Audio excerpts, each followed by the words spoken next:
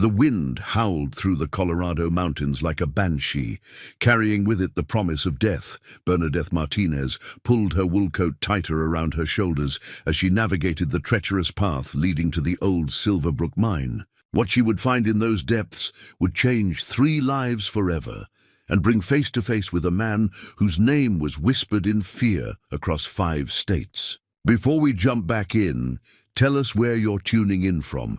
And if this story touches you, make sure you're subscribed, because tomorrow I've saved something extra special for you.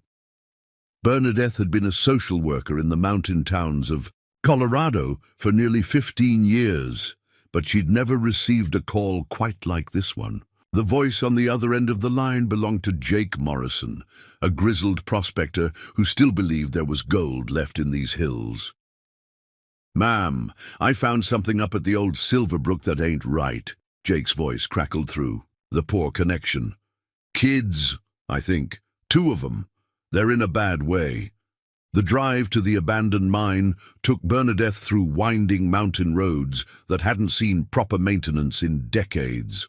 Snow began to fall as she climbed higher into the Rockies, each flake adding to the already treacherous conditions. The Silverbrook mine had been closed since 1987, when a cave-in killed 3 workers, and the company decided the remaining ore wasn't worth the legal battles. Jake was waiting for her at the mine entrance, his weathered face grave with concern. At 68, he'd seen plenty in these mountains, but whatever was in that mine had shaken him. "They're about 50 yards in one of the old storage chambers," he said, handing her a powerful flashlight. "I was checking for structural damage when I heard crying.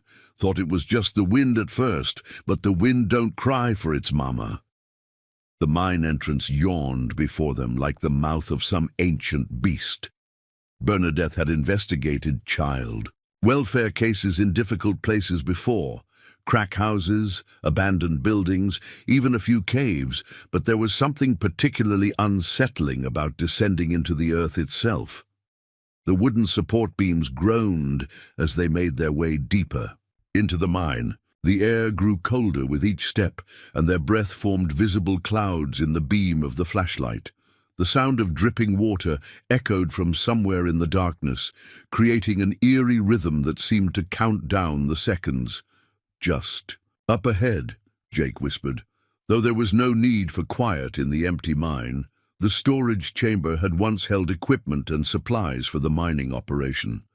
Now it contained 2 small figures huddled together on a pile of old canvas tarps. Bernadette's heart clenched as her flashlight beam fell upon them. The twins couldn't have been more than 4 years old. A boy and a girl, both with dark hair and pale skin that had taken on an alarming bluish tinge from the cold. They were dressed in clothes that had once been warm, thick sweaters and sturdy pants, but everything was damp from the mine's moisture, making their situation even more dire. The little girl was awake, her large brown eyes reflecting the flashlight beam like a frightened animal's. She had her arms wrapped protectively around her brother, who appeared to be unconscious or in a deep, concerning sleep. Both children were shivering violently. "Hey there, sweetheart," Bernadette said softly, setting down her flashlight and slowly approaching the children. "My name is Bernadette. I'm here to help you." The girl didn't respond verbally, but she pulled her brother closer, as if expecting Bernadette to try to separate them. Up close, Bernadette could see that both children were severely dehydrated and suffering from exposure. The boy's lips were nearly blue, and his breathing was shallow and irregular. "What are your names?" Bernadette asked gently, removing her own coat and wrapping it around both children. "Emma," the girl whispered, her voice barely audible. "This is Ethan. He won't wake up." Bernadette's training kicked in immediately. These children needed medical attention, and they needed it fast. But she also knew that moving them too quickly or in the wrong way could be dangerous in their current state. "Emma, that's a beautiful name," Bernadette said, pulling out her phone to call for emergency medical assistance. Of course, there was no signal in the mine. "How long have you and Ethan been here?" I don't know, Emma replied, tears starting to flow down her cheeks. Daddy brought us here and said to wait. He said he'd come back, but it's been so long, and Ethan got sick. Jake had been standing silently behind Bernadette, but now he knelt down beside them. We need to get them out of here right now, he said quietly. That boy doesn't look good. Bernadette nodded, carefully scooping Ethan into her arms. The child was frighteningly light, and his skin felt like ice. Emma immediately began crying harder when she saw her brother being moved. I'm not taking him away from you, Emma, Bernadette assured her. We're all going together. Can you walk? Emma nodded, though her legs were shaky as she stood. Jake took her hand to steady her, and together the unlikely group began the journey back toward daylight. The trip out of the mine felt longer than the trip in, with every step carefully measured to avoid jostling Ethan too much. Emma stumbled several times, and Jake eventually picked her up, carrying her while Bernadette focused on the unconscious boy. When they finally emerged from the mine, the contrast between the darkness they'd left and the grey winter day felt almost blinding. Bernadette immediately called 911, and within minutes she could hear the distant sound of sirens echoing through the mountains. The paramedics arrived in an ambulance that had seen better days, but the crew was experienced with mountain rescues. They immediately began working on both children, starting IVs and wrapping them in heated blankets. We need to get them to Denver General, the lead paramedic told Bernadette. They're both severely hypothermic and dehydrated. The boy is in critical condition. As they loaded the children into the ambulance, Emma grabbed Bernadette's hand with surprising strength for someone in her condition. You have to tell Daddy where we are, she said urgently. He'll be looking for us. He always comes. Back. Bernadette squeezed the little girl's hand. What's your daddy's name, Emma? For a moment, Emma hesitated, as if she'd been taught not to answer that question. Then, in a voice so quiet Bernadette had to strain to hear it, she whispered, Samuel Blackwood. The name hit Bernadette like a physical blow. Samuel Blackwood wasn't just any father looking for his children. He was one of the most wanted men in the western United States, a bank robber and gunman whose exploits had made headlines from Colorado to California. The FBI had been hunting him for over 2 years, and the reward for information leading to his capture was substantial. But looking at Emma's frightened face and Ethan's still form, all Bernadette could think about was that these were children who needed help, regardless of who their father was. The ambulance pulled away, carrying the twins toward Denver and the medical care they desperately needed. Bernadette followed in her own car, her mind racing with the implications of what she'd just learned. Samuel Blackwood had a reputation that went beyond simple bank robbery. He was known for his intelligence, his ability to stay one step ahead of law enforcement, and his complete ruthlessness when cornered. Some said he'd killed at least 3 people during his various heists, though the evidence was circumstantial. But he was also known for something else. He worked alone, always. The idea that he had children, let alone that he would abandon them, in an abandoned mine, didn't fit with anything in his criminal profile. As Bernadette drove through the winding mountain roads toward Denver, she found herself wondering what circumstances could have led to Samuel Blackwood leaving his children in such a dangerous place. Had he been injured, captured, or was this part of some larger plan that she couldn't yet see? At Denver General Hospital, the twins were immediately rushed into the emergency room. Bernadette paced the waiting area, trying to process everything that had happened. She'd called her supervisor to report the situation, carefully omitting the detail about their father's identity until she could figure out what to do with that information. Dr. Sarah Chen, the attending physician, emerged from the emergency room after what felt like hours, but had probably been less than one. The children are stable, she reported. Severe hypothermia and dehydration, but we caught it in time. The boy, Ethan was closer to critical than his sister, but he's responding well to treatment. They're both going to need several days of observation and recovery. Relief flooded through Bernadette, followed immediately by the weight of the decision she now faced. She had to report Samuel Blackwood's connection to the children. It was her legal and professional obligation, but she also couldn't shake Emma's words about her father always coming back. "Doctor, do the children have any other injuries?" Bernadette asked. "Anything that might suggest abuse or neglect?" Dr. Chen shook her head. "Actually, quite the opposite. Despite their recent ordeal, both children show signs of having been well cared for. Good nutrition, proper dental care, current vaccinations. Someone has been taking very good care of these kids." This information only added to the mystery. How could one of the most wanted criminals in the country be providing such good care for his children, while simultaneously living a life on the run? That evening, as Bernadette sat beside Emma's hospital bed, the little girl finally opened up about their father. Her description of Samuel Blackwood bore little resemblance to the ruthless criminal depicted in FBI wanted posters. "Daddy reads to us every night," Emma said, her voice still weak but clearer than it had been in the mine. "He knows lots of stories about princes and dragons, and he makes the best pancakes in the whole world." "Where do you and Ethan live with your daddy?" Bernadette asked gently.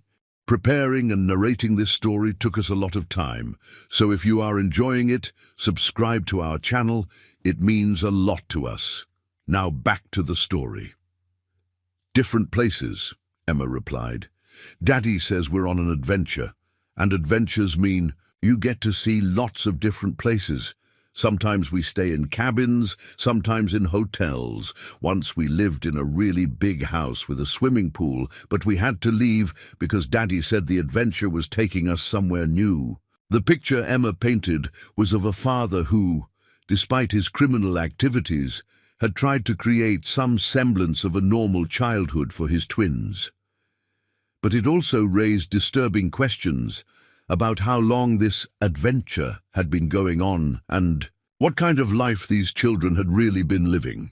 "Emma, do you remember why Daddy brought you to the mine?" Bernadette asked, the little girl's face scrunched up in concentration. "He was scared about something. There were men looking for us, and Daddy said we needed to hide for a little while. He gave us food and water and said he'd come back before we ran out. How long ago was that? I don't know. It was still dark when he left, and then it got light, and then dark again, and then light again. Maybe 3 times. 3 days. Samuel Blackwood had left his 4-year-old children alone in an abandoned mine for 3 days. Either something had gone very wrong with his plans, or his desperation had driven him to make an uncharacteristically reckless decision. As Emma drifted off to sleep, Bernadette made her choice. She pulled out her phone and dialed the number for the FBI field office in Denver. Whatever Samuel Blackwood had done, whatever crimes he'd committed, his children deserved protection and care. But she also knew that his capture was inevitable, and when it happened, she wanted to be in a position to advocate for Emma and Ethan. Special Agent Marcus Thompson answered on the second ring. Bernadette had worked with him before on cases involving children and fugitive parents. He was one of the few FBI agents she trusted to handle a situation like this with the sensitivity it required. "Marcus, it's Bernadette Martinez. I have information about Samuel Blackwood." There was a pause on the other end of the line. "The bank robber? What kind of information?" "I have his children." Special Agent Marcus Thompson arrived at Denver General Hospital within 2 hours of Bernadette's call, accompanied by Agent Lisa Rodriguez from the Behavioral Analysis Unit. The federal building had been buzzing with activity since the news broke. Samuel Blackwood's children were in custody, which meant the elusive outlaw might finally surface. Thompson found Bernadette in the hospital cafeteria, nursing her 3rd cup of coffee since the ordeal began. Dark circles under her eyes told the story of a woman who hadn't slept, but her posture remained alert and determined. "Tell me everything," Thompson said, sliding into the seat across from her. Bernadette recounted the events at the mine, carefully omitting nothing. She described Emma's condition, Ethan's near-death state, and most importantly, Emma's unwavering belief that her father would return for them. "The girl is convinced he's coming back," Bernadette emphasized. This wasn't abandonment in her mind. It was a temporary separation. She talks about him like he's some kind of hero. Agent Rodriguez leaned forward, her pen poised over a notebook. What exactly did she say about their living situation? Constant movement, different locations, always. Framed as an adventure. But here's the thing, these kids have been well cared for. The doctor confirmed it. Good nutrition, medical care, and education. Someone's been reading to them regularly. Thompson frowned. This didn't match the profile they had on Blackwood. According to their files, he was a calculating criminal who struck fast and disappeared completely. The idea that he'd been traveling with two small children while committing federal crimes was unprecedented. "How long do you think they were in that mine?" Rodriguez asked. Emma described 3 day-night cycles, so roughly 72 hours, maybe more. Bernadette's voice carried a hint of anger. Whatever Blackwood was running from, he put those children in mortal danger. The conversation was interrupted by Dr. Chen, who approached their table with obvious concern.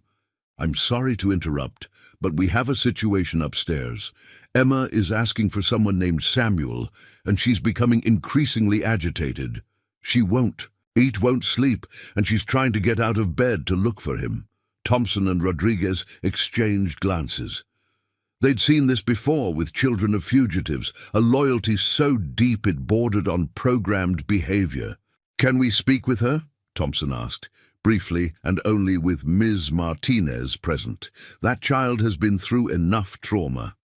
Emma's hospital room was on the 4th floor, overlooking the Denver skyline. The little girl was sitting up in bed, her dark eyes scanning every person who entered, as if hoping one of them would be her father.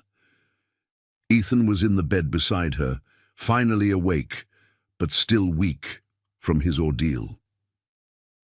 "Emma, these are some friends of mine," Bernadette said gently.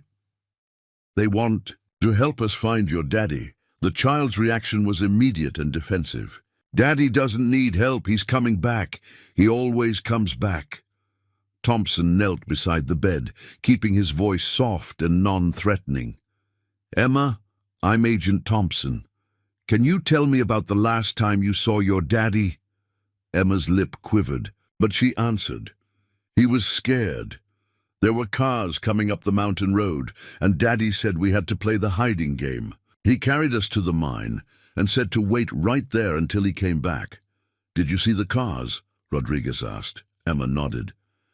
"Big black cars. Daddy said they were the bad guys, and we had to be very quiet so they wouldn't find us." Thompson felt a chill. If Blackwood had been running from law enforcement when he stashed the children, it meant he'd been willing to risk their lives rather than surrender. But it also meant he might have been cornered, which could explain why he hadn't returned. "Emma, did your daddy ever talk about a special place where you would go if you got separated?" Thompson asked, hoping to uncover any safe houses or hideouts. The girl's eyes grew suspicious. "Why do you want to know? Are you the bad guys Daddy was running from?" Before Thompson could respond, Ethan spoke for the first time since regaining consciousness. His voice was weak, but his words were clear. "Daddy said never tell strangers about the safe places." The twins had been coached, Thompson realized. Blackwood had prepared them for exactly this scenario, capture and interrogation.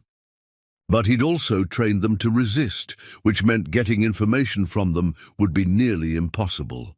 "We're not bad guys," Bernadette said, taking Emma's hand. "We're the people who want to make sure you and Ethan are safe and healthy." "Then let us go find Daddy," Emma replied with startling logic. "We know where he is." This statement electrified the room. Rodriguez leaned forward slightly. "Where is he, Emma?" But the little girl had already said too much. She pressed her lips together and shook her head, mimicking a gesture they'd probably seen their father make countless times when questioned. Thompson made the decision to step back. Pushing too hard would only traumatize the children further, and likely yield no useful information. Blackwood had trained them well. Outside the hospital room, the agents huddled with Bernadette to discuss their next moves. "We need to put surveillance on this hospital," Thompson said. "If Blackwood is going to surface anywhere, it'll be here, trying to get to his kids." "What about the children?" Bernadette asked. "They can't stay in the hospital indefinitely, and I doubt they're going to cooperate with foster placement." Rodriguez consulted her notes. "According to our files, there's no record of Samuel Blackwood having children. No birth certificates, no medical records, nothing. These kids don't officially exist." This revelation added another layer to the mystery. How had Blackwood managed to keep two children completely off the grid while providing them with proper medical care and education? It suggested a level of organization and resources that went far beyond what they'd attributed to him. "We need to run DNA tests," Thompson decided.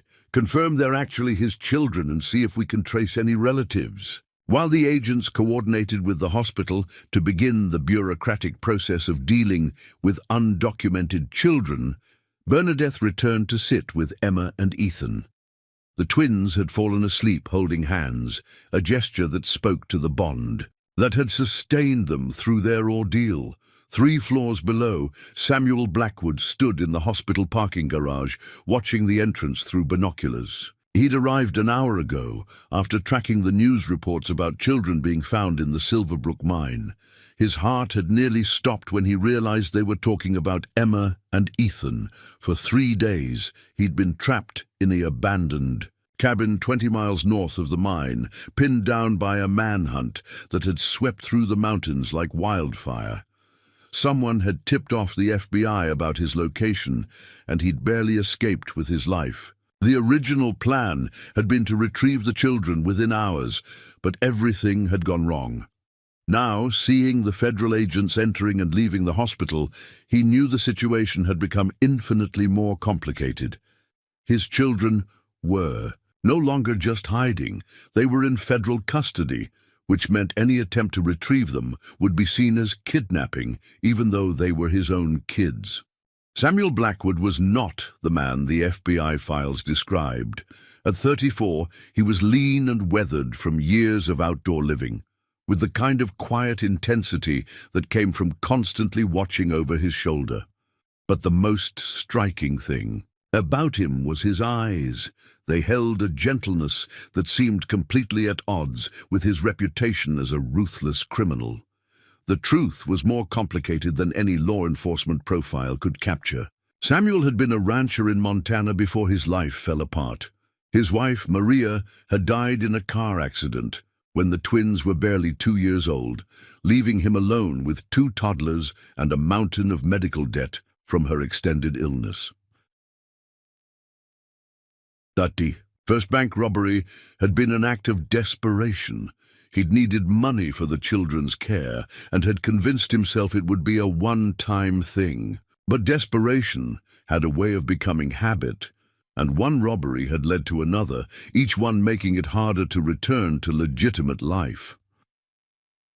Now, as he watched his children's hospital window, Samuel faced the hardest decision of his criminal career. He could walk away, disappear completely, and let Emma and Ethan have a chance at a normal life, or he could risk everything to get them back, knowing that his presence in their lives might ultimately destroy any hope they had for a future.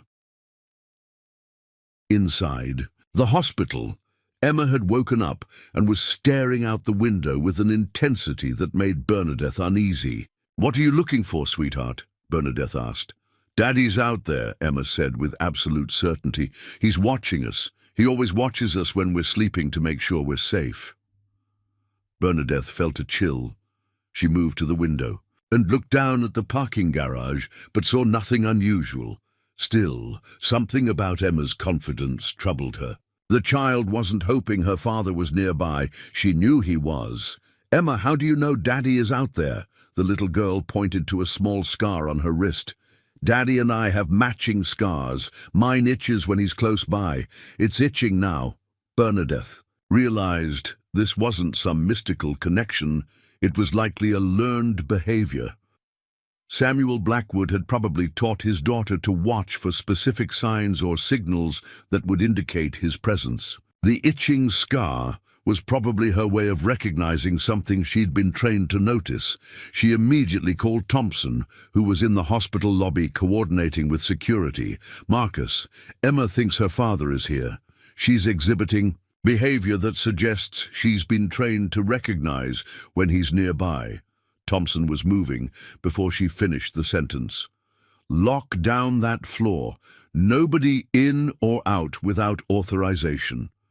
But Samuel Blackwood was already gone. He'd seen the sudden increase in security activity and recognized the signs of a building lockdown. His children were safe, which was what mattered most, but they were also prisoners, which meant he had limited options. From his truck parked 3 blocks away, Samuel made a phone call to a number he'd hoped never to use again. "It's me," he said when the call was answered. "Jesus, Sam, do you know how many people are looking for you right now?" The voice belonged to Danny Cortez, Samuel's former partner in several heists and the closest thing he had to a friend in the criminal world. "They have my kids, Danny." There was a long pause. Danny was one of the few people who knew about Emma and Ethan, having helped Samuel with false documents and safe houses over the years. How did that happen? Samuel explained the situation at the mine, the failed plan, and the current standoff at the hospital. "You need to walk away, Sam," Danny said finally. "Those kids will be better off without you. They'll get placed with a good family, go to real schools, have normal lives. They're my children, and because of that, they've been living like fugitives since they were 2 years old. When's the last time they went to a playground without you scanning for threats? When's the last time they made friends with other kids?" The questions hit Samuel like physical blows because he knew Danny was right. Emma and Ethan had never had birthday parties with friends, never played on sports teams, never experienced the simple joys of childhood that other kids took for granted. Their entire world had been shaped by his choices and his crimes, but they were also his world. The thought of living without them, of never again reading them bedtime stories or making them laugh with silly voices, was unbearable. "There's another option," Danny said quietly. "Turn yourself in. Negotiate for regular visitation rights. Maybe if you cooperate, give them information about other jobs. They'll work with you on a custody arrangement." Samuel had considered this possibility, but he knew too much about how the federal system worked. He was facing multiple life sentences across several states. Even with cooperation, he'd likely never see freedom again, and his children would grow up visiting their father in federal prison. "I need to think," Samuel said. "Don't think too long, brother. Every hour you wait makes this situation worse for those kids." As night fell over Denver, 3 separate groups of people were making plans that would collide in ways none of them could foresee. In the hospital, Bernadette sat with Emma and Ethan, trying to provide comfort while federal agents maintained surveillance. In the federal building, Thompson and Rodriguez were coordinating a manhunt that spanned 5 states, convinced that Samuel Blackwood would make a move to contact his children. And somewhere in the city, Samuel himself was wrestling with a decision that would determine the fate of the only family he had left.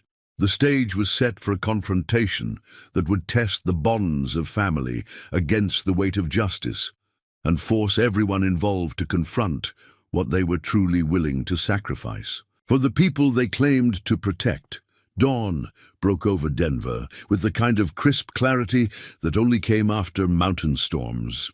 Inside Denver General Hospital, Emma had barely slept, spending most of the night pressed against the window, her small hand leaving fog prints on the glass as she searched the streets below.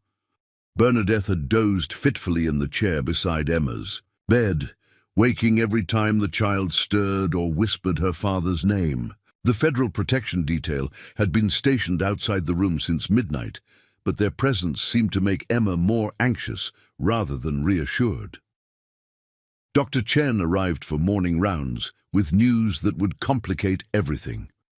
"Both children are medically cleared for discharge," she announced to the assembled group of agents and social workers. "Physically, they've recovered remarkably well from their ordeal." Agent Thompson rubbed his tired eyes. The manhunt for Samuel Blackwood had expanded overnight, with roadblocks established throughout Colorado and neighboring states. But so far, the fugitive had vanished as completely as he had after his previous crimes. "Where do we place them?" Bernadette asked, voicing the question everyone was avoiding. "These children don't exist on paper. No birth certificates, no social security numbers, no records of any kind." Agent Rodriguez had spent the night diving deep into Samuel Blackwood's background, and what she'd discovered painted a more complex picture than anyone had anticipated. "I need to brief everyone on what we've learned," she said, setting down a thick folder of documents.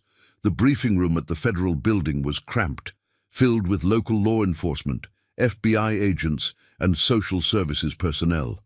Rodriguez stood at the front, pulling up documents on a projection screen. "Samuel Blackwood's real name is Samuel Martinez Blackwood," she began. "He legally changed it after his wife's death. Maria Elena Martinez died 3 years ago from complications related to lupus. The medical bills from her 2-year battle with the disease exceeded $400,000. Bernadette felt her stomach drop. The surname Martinez meant something to her that it didn't to the others in the room. It was her own family name. But Colorado was full of Martinez families, and she pushed the coincidence aside to focus on Rodriguez's briefing. Blackwood owned a cattle ranch in Billings, Montana, jointly with his brother-in-law, Diego Martinez. When Maria died, the medical debt forced them to sell the ranch. That's when Samuel disappeared with the children, and 3 weeks later, the First National Bank of Billings was robbed of $63,000. The timeline painted a clear picture of desperation leading to crime. Thompson leaned forward. "What happened to the brother-in-law?" "Diego Martinez died in a farming accident 6 months after Samuel disappeared. Single-vehicle rollover. Local police ruled it accidental, but the timing is suspicious." Rodriguez clicked to the next slide, showing financial records. Here's where it gets interesting. Every bank Samuel Blackwood robbed was owned by Meridian Financial Group. Over 2 years, he hit 7 of their branches across 4 states, always for amounts between $50,000 and $70,000. "That's oddly specific," Thompson noted. "Most bank robbers escalate, go for bigger scores as they get more confident." "Exactly, and here's the other pattern. Every robbery occurred within 2 weeks of Diego Martinez's death anniversary, and always in towns that had recently had medical facilities or rural hospitals closed due to debt." The room fell silent as the implications sank in. This wasn't a random crime. It was targeted revenge against a system that Samuel Blackwood blamed for destroying his family. Meanwhile, 3 miles across the city, Samuel sat in a small diner that catered to truckers and shift workers. He'd barely touched his coffee, instead staring at a burner phone that contained the most important contact in his children's lives.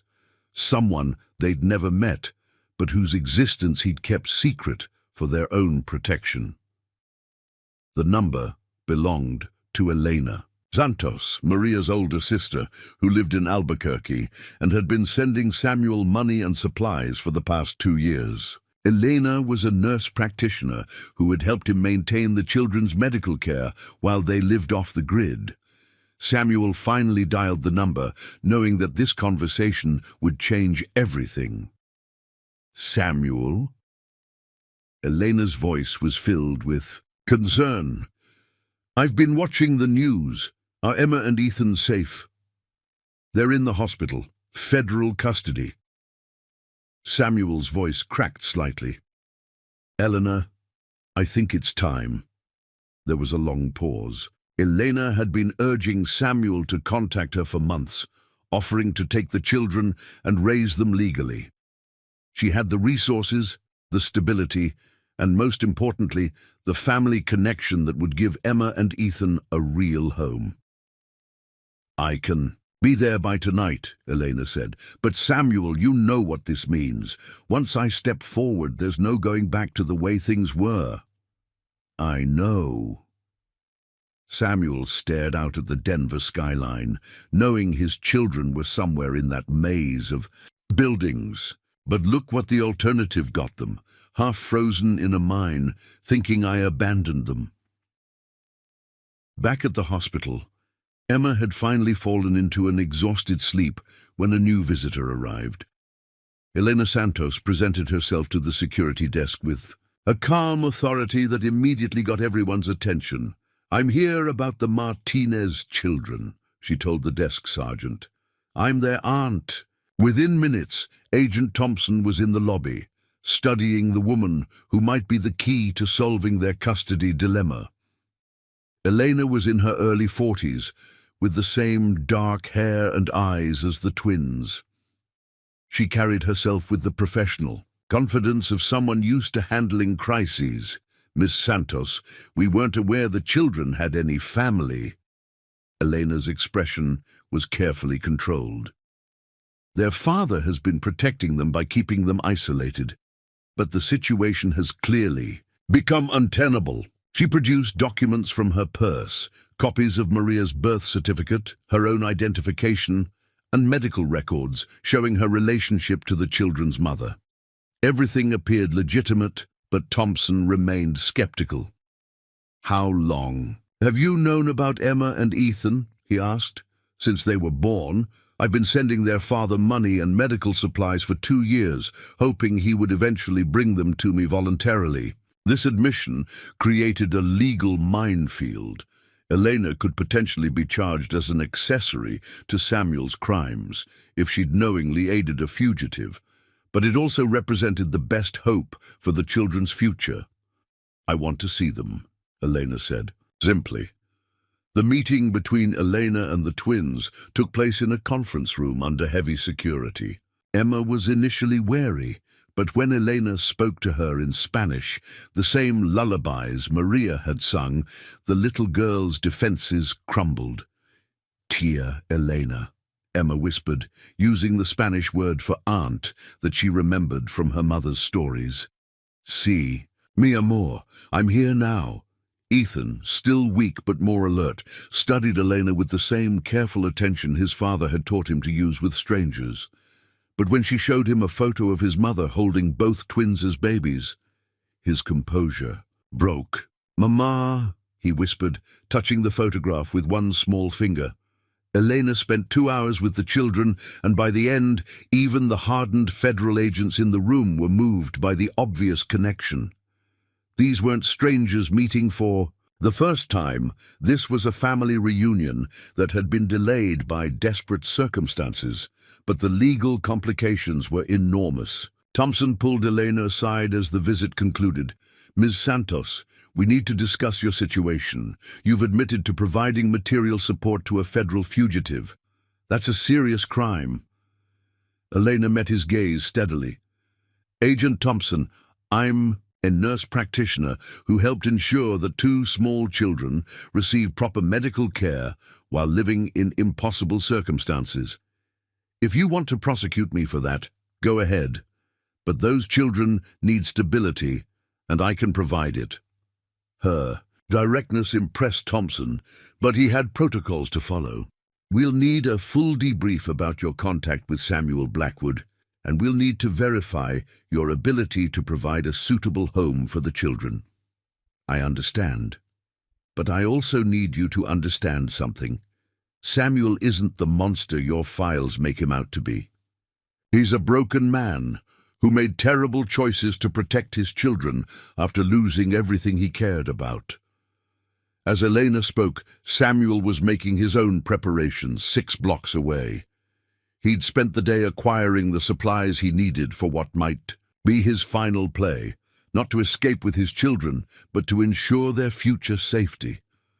The storage unit on the outskirts of Denver contained everything Samuel had accumulated over 2 years of robberies. Not just money, but documents, photographs, and evidence that painted a very different picture of his crimes than what law enforcement believed.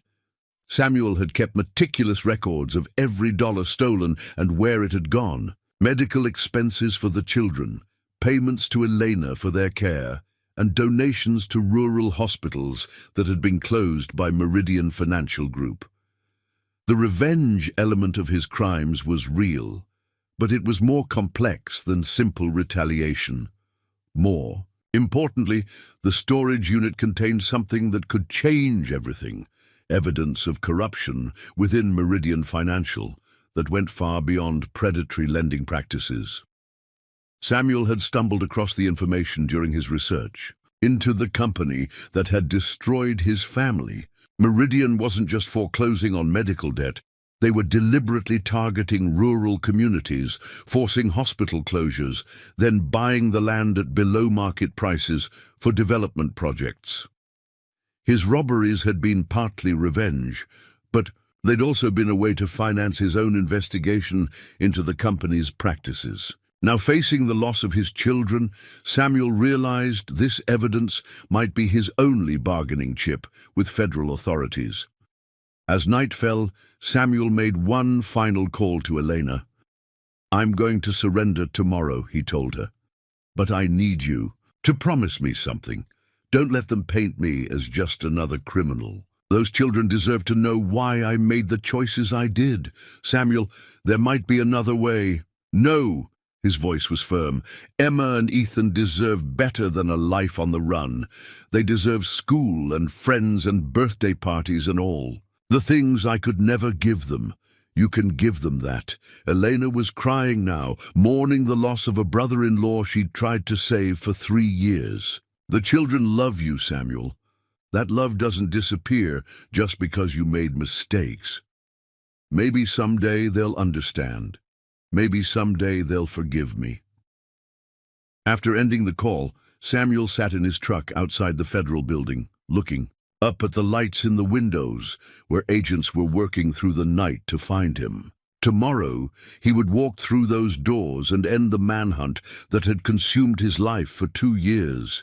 But tonight, he drove back to the hospital one more time, parking in the same spot where he'd watched his children's room the night before. Emma was at the window again, her small silhouette visible against the hospital room lights. Samuel pulled out a small flashlight and aimed it at Emma's window, flashing it 3 times, their old signal that meant "I love you" in the code they'd developed during their years of hiding. Emma's reaction was immediate. She pressed both hands against the window and flashed the room lights 3 times in response, their signal for "I love you too." For Samuel Blackwood, it was goodbye.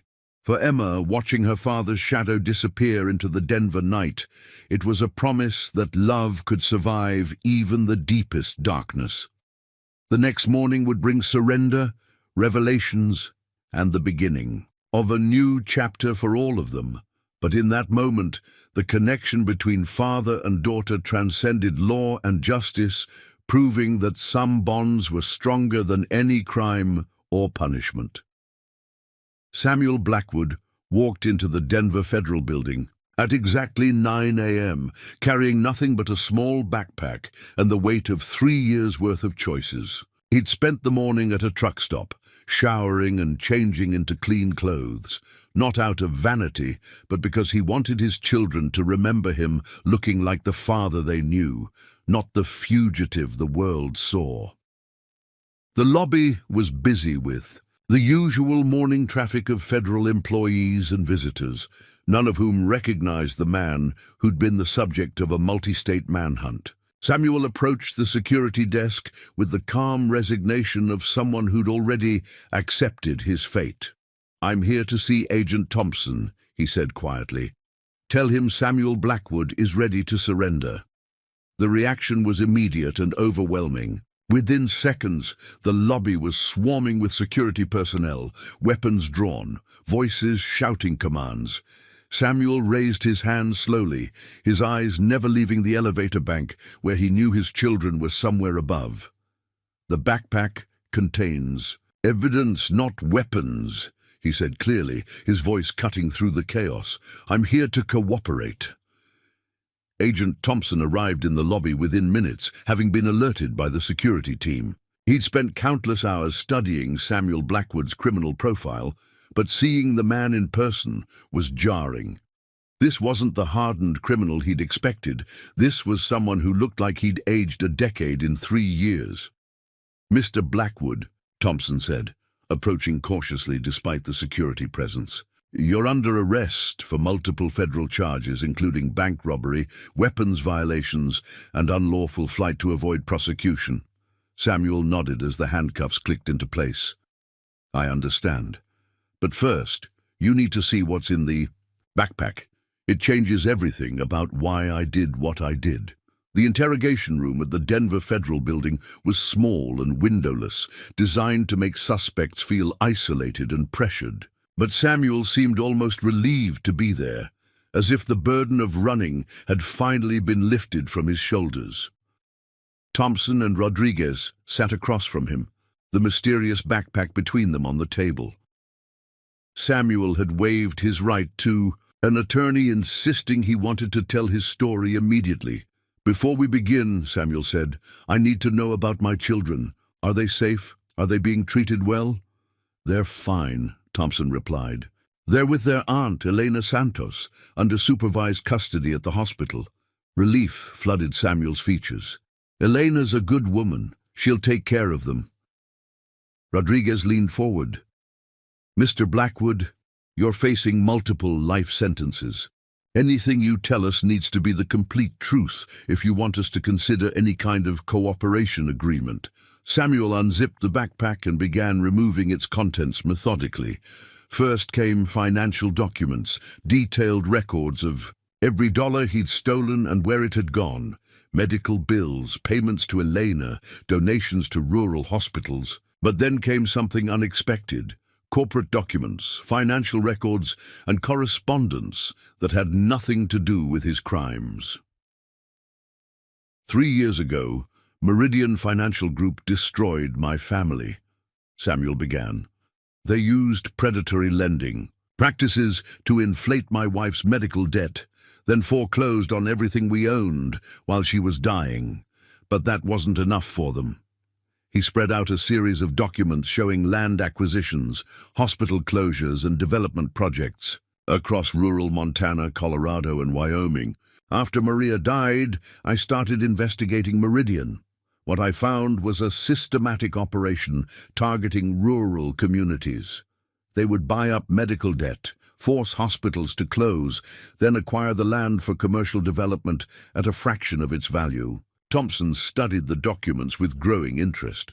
"This is why you targeted their banks specifically." "Partly, but also because I needed funding to continue the investigation." Samuel pulled out a laptop and opened a series of encrypted files. "For 2 years, I've been documenting their operations: bribery of local officials, manipulation of zoning laws, intimidation of hospital administrators who tried to resist." Rodriguez examined the laptop screen. "Where did you get this information?" "I broke into their regional offices during some of the bank robberies. While everyone was focused on the money I was taking from the vault, I was copying files from their computers." Samuel's voice carried a note of pride. "They never even knew what I was really after." The evidence was overwhelming. If authentic, it represented a federal case against Meridian Financial that could result in hundreds of millions in fines and prison sentences for corporate executives. It was also Samuel's only leverage in negotiating his children's future. "Why bring this to us now?" Thompson asked. Samuel's composure finally cracked. "Because Emma and Ethan deserve better than having a criminal for a father. If this evidence helps other families avoid what happened to mine, maybe some good can come from the mess I made of our lives." While Samuel was confessing his crimes and motivations 6 floors above in the federal building's Family Services Wing, Elena was fighting her own battle. The Department of Child Services had arrived with questions about her suitability as a guardian, and the answers weren't straightforward.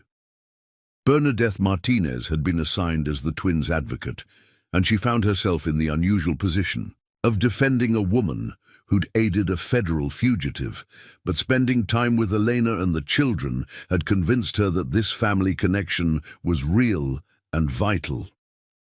"Ms. Santos," said Janet Wheeler, the DCS supervisor, "you've admitted to providing material support to a known criminal. How can we be certain you'll provide appropriate guidance for these children?" Elena maintained her composure, but Emma, who was sitting nearby playing with Ethan, looked up with the sharp attention of a child who'd learned to monitor adult conversations for signs of danger. "I provided medical supplies and financial support to ensure 2 innocent children received proper health care," Elena replied. "I would do it again tomorrow under the same circumstances." Bernadette intervened.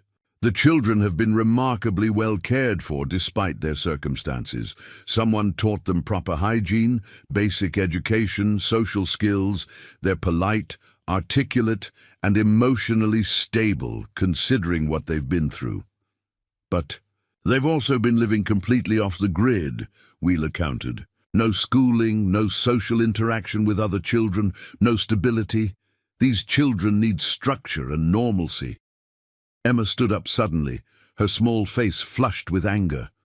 "We had structure. Daddy made us breakfast every morning and read to us every night and taught us how to be safe and how to be kind and how to take care of each other." The outburst silenced the room. Ethan moved to stand beside his sister, and the 2 children faced the adults with a united front that was both heartbreaking and impressive. "Daddy's not bad," Ethan added quietly. "He just got sad when Mama died, and sad people sometimes make mistakes." Elena knelt down to the children's level. "Your daddy loves you very much, and no one here is saying he doesn't. But sometimes love means making hard choices to keep the people we care about safe." Meanwhile, in the interrogation room, Samuel was facing his own version of the same conversation. Thompson had finished reviewing the Meridian evidence and was now focused on the future. "This information is valuable, potentially valuable enough to influence your sentencing," Thompson said. "But we need your full cooperation in building the case against Meridian, and we need assurance that you'll accept whatever custody arrangement is made for your children." Samuel stared at his hands, still bearing the calluses from his ranching days. "What kind of sentence are we talking about?" "With cooperation and given the circumstances that led to your crimes, possibly 15 to 20 years instead of life.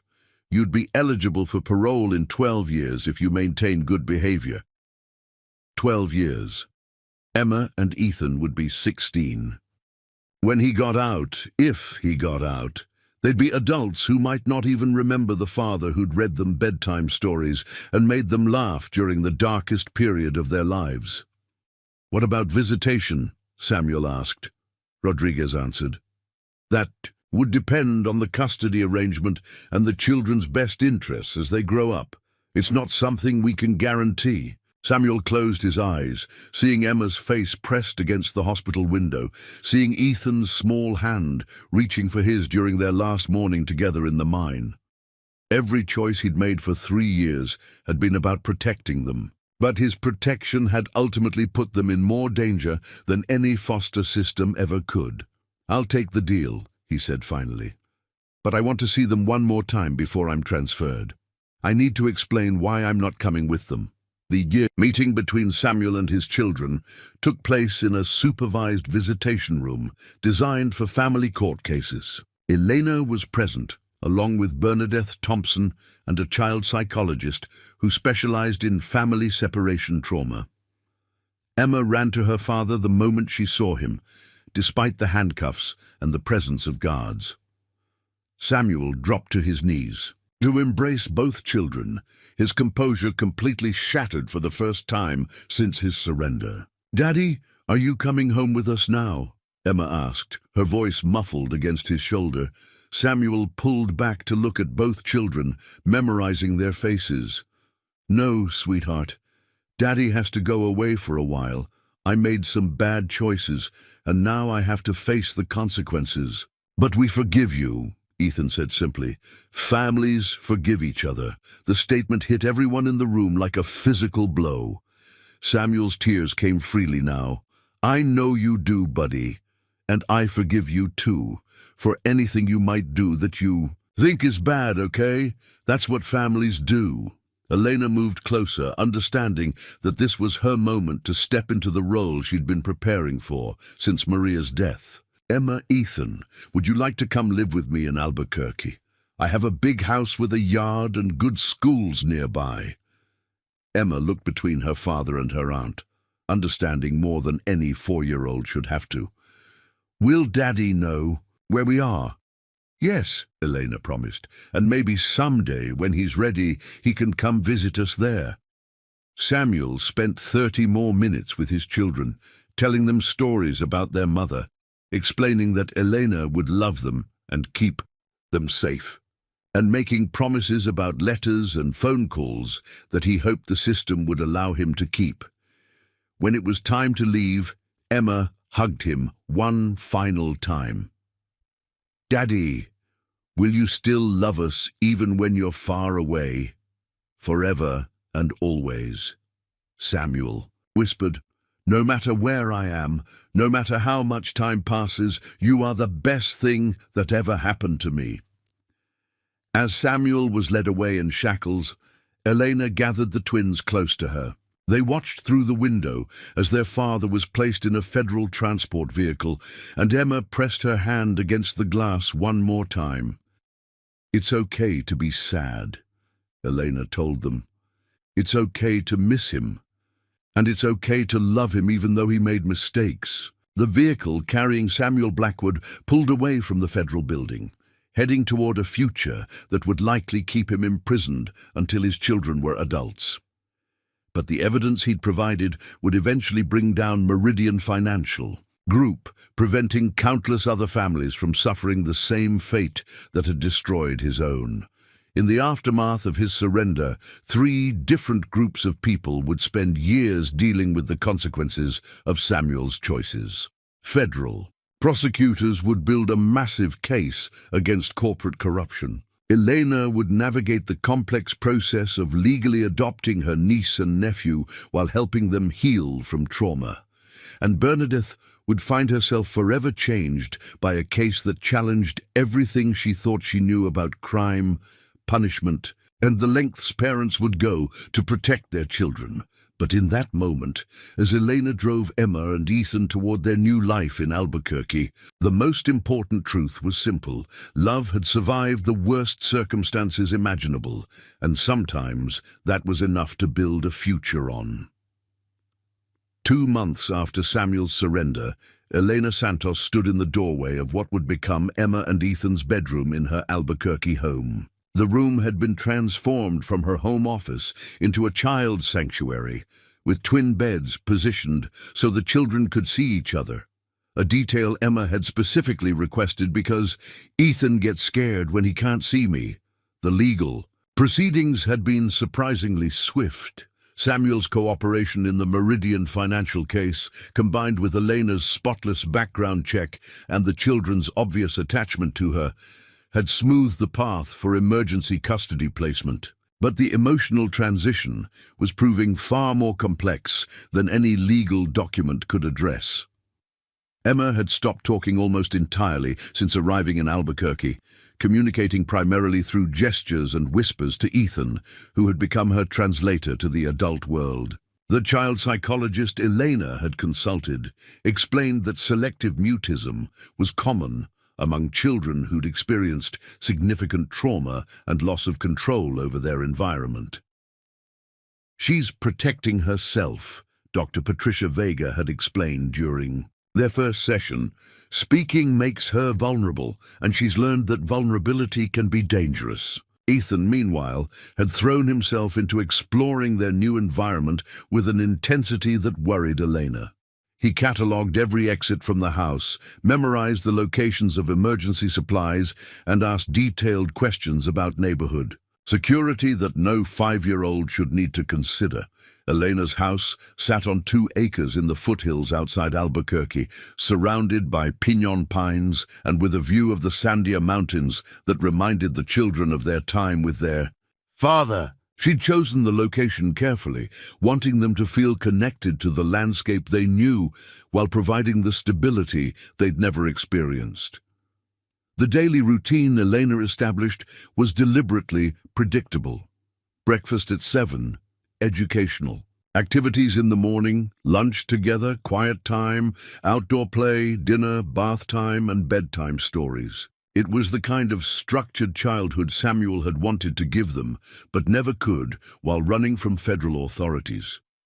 But structure couldn't heal the deeper wounds left by their father's absence. 3 weeks into their stay, Elena woke at 2 a.m. to find both children missing from their beds. Panic shot through her as she searched the house, calling their names with increasing desperation. She found them in the garage, fully dressed and sitting beside packed backpacks, waiting by the door. "We have to go find Daddy," Emma said, speaking, "for the first time in days. He might be looking for us and he won't know where we are." Elena knelt beside them in the cold garage, her heart breaking at the sight of their determined little faces. "Daddy knows where you are, sweetheart. Remember, he wanted you to stay with me where you'd be safe." "But what if he's hurt?" Ethan asked. "What if he needs us to take care of him?" The question revealed something Elena hadn't fully understood. These children hadn't just been living with their father, they'd been taking care of him. In their minds, Samuel needed them as much as they needed him, and their sudden removal from his life meant he was now alone and vulnerable. "Your daddy is being taken care of by other people now," Elena said carefully. "And your job is to be kids, not to worry about taking care of adults." This conversation led to Elena's decision to contact the federal prison system about arranging communication between Samuel and his children. The process was complicated by his status as a federal prisoner awaiting sentencing, but Agent Thompson proved unexpectedly helpful in navigating the bureaucracy. "The children's welfare has to be the priority," Thompson told Elena during one of their phone calls. "If supervised contact with their father helps them adjust to their new situation, we can make it happen." The first phone call between Samuel and his children took place on a Wednesday afternoon, with Elena monitoring the conversation and a prison supervisor recording everything for security purposes. The sound of their father's voice through the prison phone system made both children cry, but they were tears of relief rather than sadness. "Are you eating enough food?" Emma asked, her first concern being Samuel's well-being.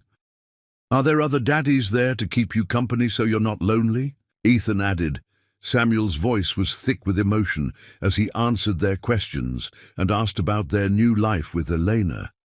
He told them about the books he was reading in prison, described the mountains he could see from his cell window, and made them laugh with stories about the prison cat that had adopted him.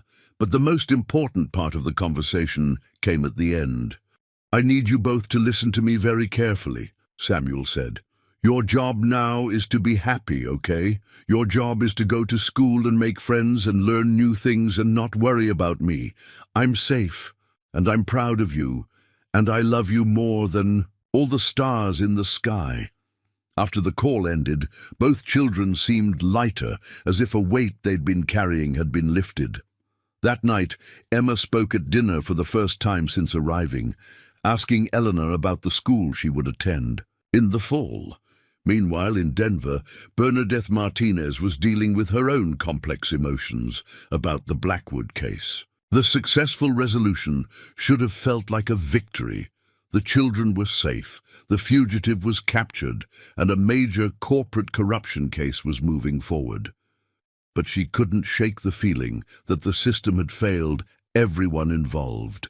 She'd been following the Meridian financial investigation through her contacts in the FBI, and the scope of the corporate crimes was staggering. Samuel's evidence had uncovered a network of corruption involving dozens of officials across multiple states, all designed to extract maximum profit from rural healthcare crises. The irony wasn't lost on her. Samuel Blackwood, branded as a dangerous criminal, had been fighting a more systemic form of crime that had harmed thousands of families. His methods were illegal and wrong, but his targets had been far from innocent. Bernadette's supervisor had recommended her for a commendation based on her handling of the case, but she'd declined. Something about accepting recognition for a case that had torn a family apart felt wrong, even if it was the legally correct outcome. Instead, she found herself volunteering with a legal aid organization that helped families navigate medical debt and bankruptcy proceedings. It was her way of addressing the root causes that had driven Samuel Blackwood to crime in the first place.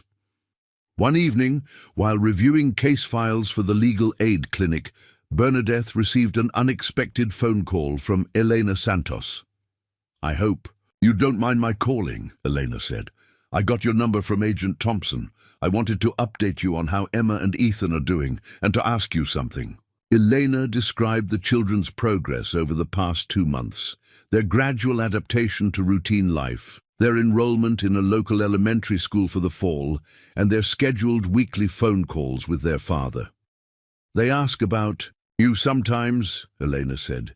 "Emma especially remembers how kind you were to her in the hospital. She calls you the lady who found us in the dark place."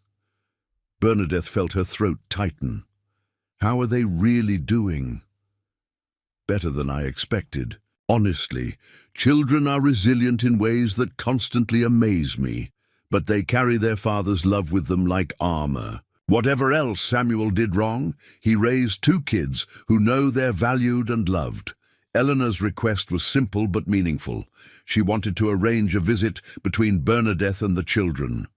Not for any official purpose, but because Emma had specifically asked to see her again. "She wants to show you her new room and tell you about the school she's going to attend," Elena explained. "I think seeing you happy and settled might help her understand that good things can come from difficult situations." The visit was arranged for the following weekend. Bernadette drove to Albuquerque on a Saturday morning, nervous about seeing the children in their new environment. She'd been involved in hundreds of child welfare cases over the years, but few had affected her as deeply as Emma and Ethan's story. Elena's house was exactly what Bernadette would have chosen for the twins, spacious but not overwhelming, surrounded by nature but close to community resources. The children greeted her with enthusiasm that surprised all the adults present. Emma gave Bernadette a tour of the house, proudly showing off her bedroom, the art supplies Elena had bought for her, and the small garden where she was learning to grow vegetables. Ethan demonstrated his reading skills, sounding out words from a picture book about mountain wildlife. During lunch, Emma asked Bernadette a question that revealed how much she'd been thinking about their time in the mine. "Miss Bernadette, when you found us in the dark place, did you know Daddy was a good person, even though other people said he was bad?" The question was impossible to answer simply. Bernadette chose her words carefully. "I knew that you and Ethan were loved, Emma. I could see it in how you took care of each other and how you talked about your daddy. Love doesn't make bad choices okay, but it's still real and important. Daddy says love is the strongest thing in the world," Ethan added, "stronger than being scared or being apart or even being in trouble." After lunch, Elena walked Bernadette through the garden while the children played in the backyard. "They're going to be okay," Elena said, watching Emma push Ethan on a tire swing hung from an old cottonwood tree. "It's going to take time, and there will be difficult moments, but they have what they need to build good lives." "What about Samuel?" Bernadette asked. "How is he handling the separation?" Elena's expression grew thoughtful. "According to the prison counselor I've been in contact with, he's doing better than expected. He's teaching literacy classes to other inmates, working on his GED, and writing letters to the children that they'll be able to read when they're older. I think having a purpose beyond just surviving is helping him. As afternoon turned to evening, Bernadette prepared to drive back to Denver. Emma hugged her goodbye and whispered something that would stay with her for years. "Thank you for bringing us home." The simple statement encapsulated something profound about the nature of home and family. Home wasn't the mine where they'd been hidden, or the various safe houses where they'd lived with their father. Home wasn't even necessarily the place where they'd been born. Home was where they were known, valued, and safe to grow into themselves. Elena had given them that, but it had taken a village of people, social workers, federal agents, medical professionals, and others, to make it possible. As Bernadette drove through the New Mexico desert toward Colorado, she reflected on how the case had changed everyone involved. Samuel was serving his sentence, but had found purpose in helping other inmates. Elena had become an instant mother to 2 traumatized children and was rising to the challenge with grace. Emma and Ethan were learning what normal childhood looked like, while carrying their father's love as a source of strength rather than burden. Even Agent Thompson had been affected. He told her during a recent conversation that the Blackwood case had made him think differently about the intersection of desperation and crime, leading him to advocate for more resources for families facing medical bankruptcy. The case had also led to significant policy changes. The evidence Samuel provided against Meridian Financial had resulted in new federal regulations governing medical debt collection and rural hospital acquisitions. The company's executives were facing prison sentences of their own, and victim compensation funds had been established for affected families. But perhaps the most important change was harder to quantify: a growing recognition that the line between victim and perpetrator was often blurrier than the legal system acknowledged. Samuel Blackwood had committed serious crimes, but he'd also exposed corruption that had harmed thousands of people. His children had been endangered by his choices, but they'd also been loved and protected in ways that many children in traditional families never experienced. As Bernadette reached the Colorado border, she made a decision that would have seemed impossible when she first received Jake Morrison's call about children in the Silverbrook mine. She would maintain contact with Elena and the twins, not as a social worker monitoring their case, but as someone who cared about their well-being and wanted to watch them grow and thrive. Sometimes the most important work happened not in crisis moments, but in the quiet years that followed, when love and stability had the chance to heal wounds that trauma had created. Emma and Ethan's story was far from over, but they now had the foundation they needed to write their own ending.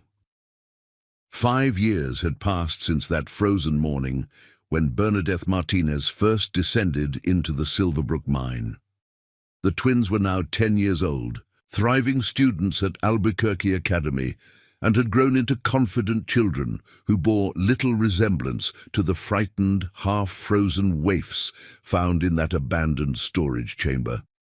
Emma had discovered a talent for creative writing, penning, stories about adventures and families that always ended with reunions and forgiveness. Her teacher, Mrs. Rebecca Foster, had called Eleanor with concern after Emma submitted a particularly vivid story about a princess whose father was imprisoned in a distant castle, but who sent her magical letters that glowed with love. "Is Emma processing some kind of family trauma?" Mrs. Foster had asked gently.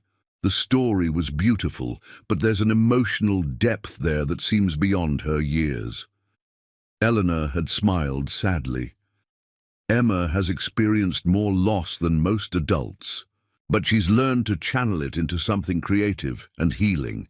That story probably means she's ready for the next step in her relationship with her father."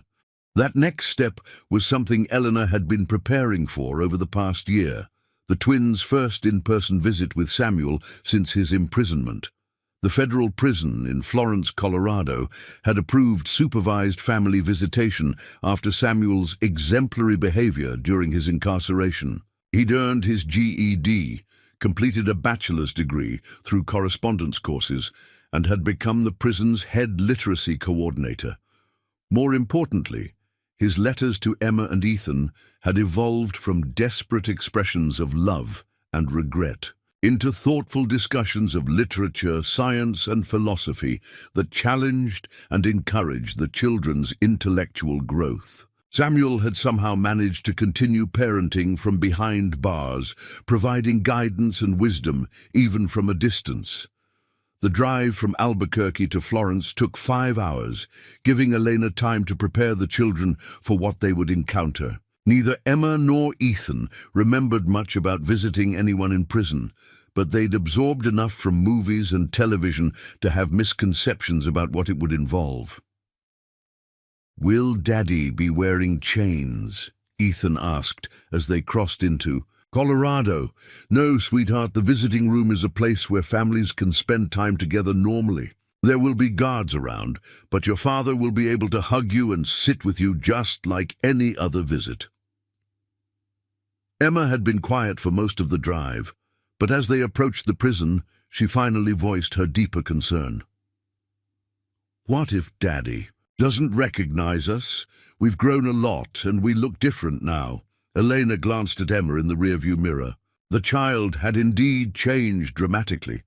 Her hair was longer, her face had lost its baby roundness, and she carried herself with the confidence of a child who'd learned she was capable and valued. But her eyes were still the same warm brown that matched her father's. "Daddy will recognize your hearts," Elena said. "That's what parents see first, not how you look, but who you are inside." The visiting room at ADX Florence was designed to feel as normal as possible. Round tables with plastic chairs, vending machines, children's books scattered on low shelves, and large windows that let in natural light. But the presence of correctional officers and the institutional feel of the space still created an atmosphere unlike any family gathering. Samuel was already seated at a table when they arrived, and Elena's breath caught at the sight of him. Prison had aged him, adding grey to his hair and lines around his eyes, but there was something different about his posture, a peace that hadn't been there during his years as a fugitive. When Emma and Ethan saw their father, their careful composure disappeared entirely. They ran to him with the unself-conscious joy of children who'd been separated too long from someone they loved. Samuel's face transformed as he gathered them into his arms, and for a moment the prison visiting room felt like any other family reunion. "Look how tall you've gotten," Samuel said, holding both children at arm's length to study their faces. "And Emma, your hair is so long and beautiful. Ethan, you have the same serious expression you had when you were 3 years old." The conversation that followed was unlike any Elena had witnessed. Samuel talked to his children as intellectual, equals, asking about their studies, their friends, their thoughts on books they'd read and ideas they'd encountered. He treated their observations with the respect typically reserved for adult conversations. "I read the story you sent me about the mountain climber," Samuel told Emma. "The way you described the character's fear and determination reminded me of some of the best adventure writers I've studied. Have you read any Jack London yet?" Emma shook her head, but her eyes lit up with interest. "I'll send you a reading list," Samuel promised. "But I want you to tell me what you think about each book, not just whether you liked it. I want to know what questions the stories make you ask." With Ethan, Samuel discussed the boy's fascination with engineering and mechanical systems. "Aunt Elena tells me you've been taking apart old radios and putting them back together. Are you interested in how things work, or do you like the challenge of solving puzzles?" "Both," Ethan replied thoughtfully. "But mostly I like understanding why things were built the way they were. Like, why did the person who designed it make that choice instead of a different choice? Samuel smiled with obvious pride. That's the question every good engineer asks. You're thinking like a scientist already. As the visit continued, Elena realized that Samuel had found a way to be a father, despite the barriers of imprisonment. His influence on the children was evident in their vocabulary, their curiosity, their way of approaching problems methodically. He'd continued parenting through letters, phone calls, and the kind of intellectual engagement that many present parents never achieved.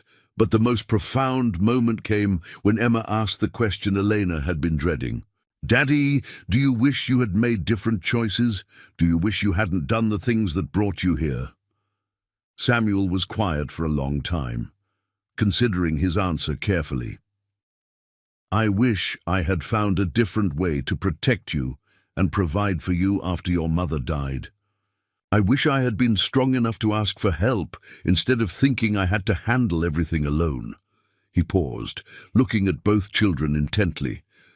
"But I can't wish away everything that happened, because some of those experiences made me understand things I never would have learned otherwise. And they led to you living with Aunt Elena, which has given you opportunities and stability I never could have provided. But you're still our daddy," Ethan said with the simple logic of childhood.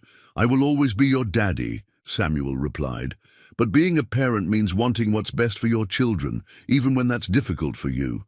What's best for you is growing up with Elena, going to school, making friends, and building the kind of life your mother dreamed you would have." The conversation was interrupted by Elena, who'd been watching from nearby, but now approached their table. "Samuel, I need to tell you something. The children don't know yet, but I've been in contact with your lawyer about your upcoming parole hearing." Samuel's expression grew guarded. After 5 years of model behavior and his cooperation in several federal investigations, he was eligible for early parole consideration. But he deliberately avoided discussing it with anyone, knowing that false hope would be worse than acceptance of his full sentence. "The Meridian financial case continues to generate new evidence," Elena continued.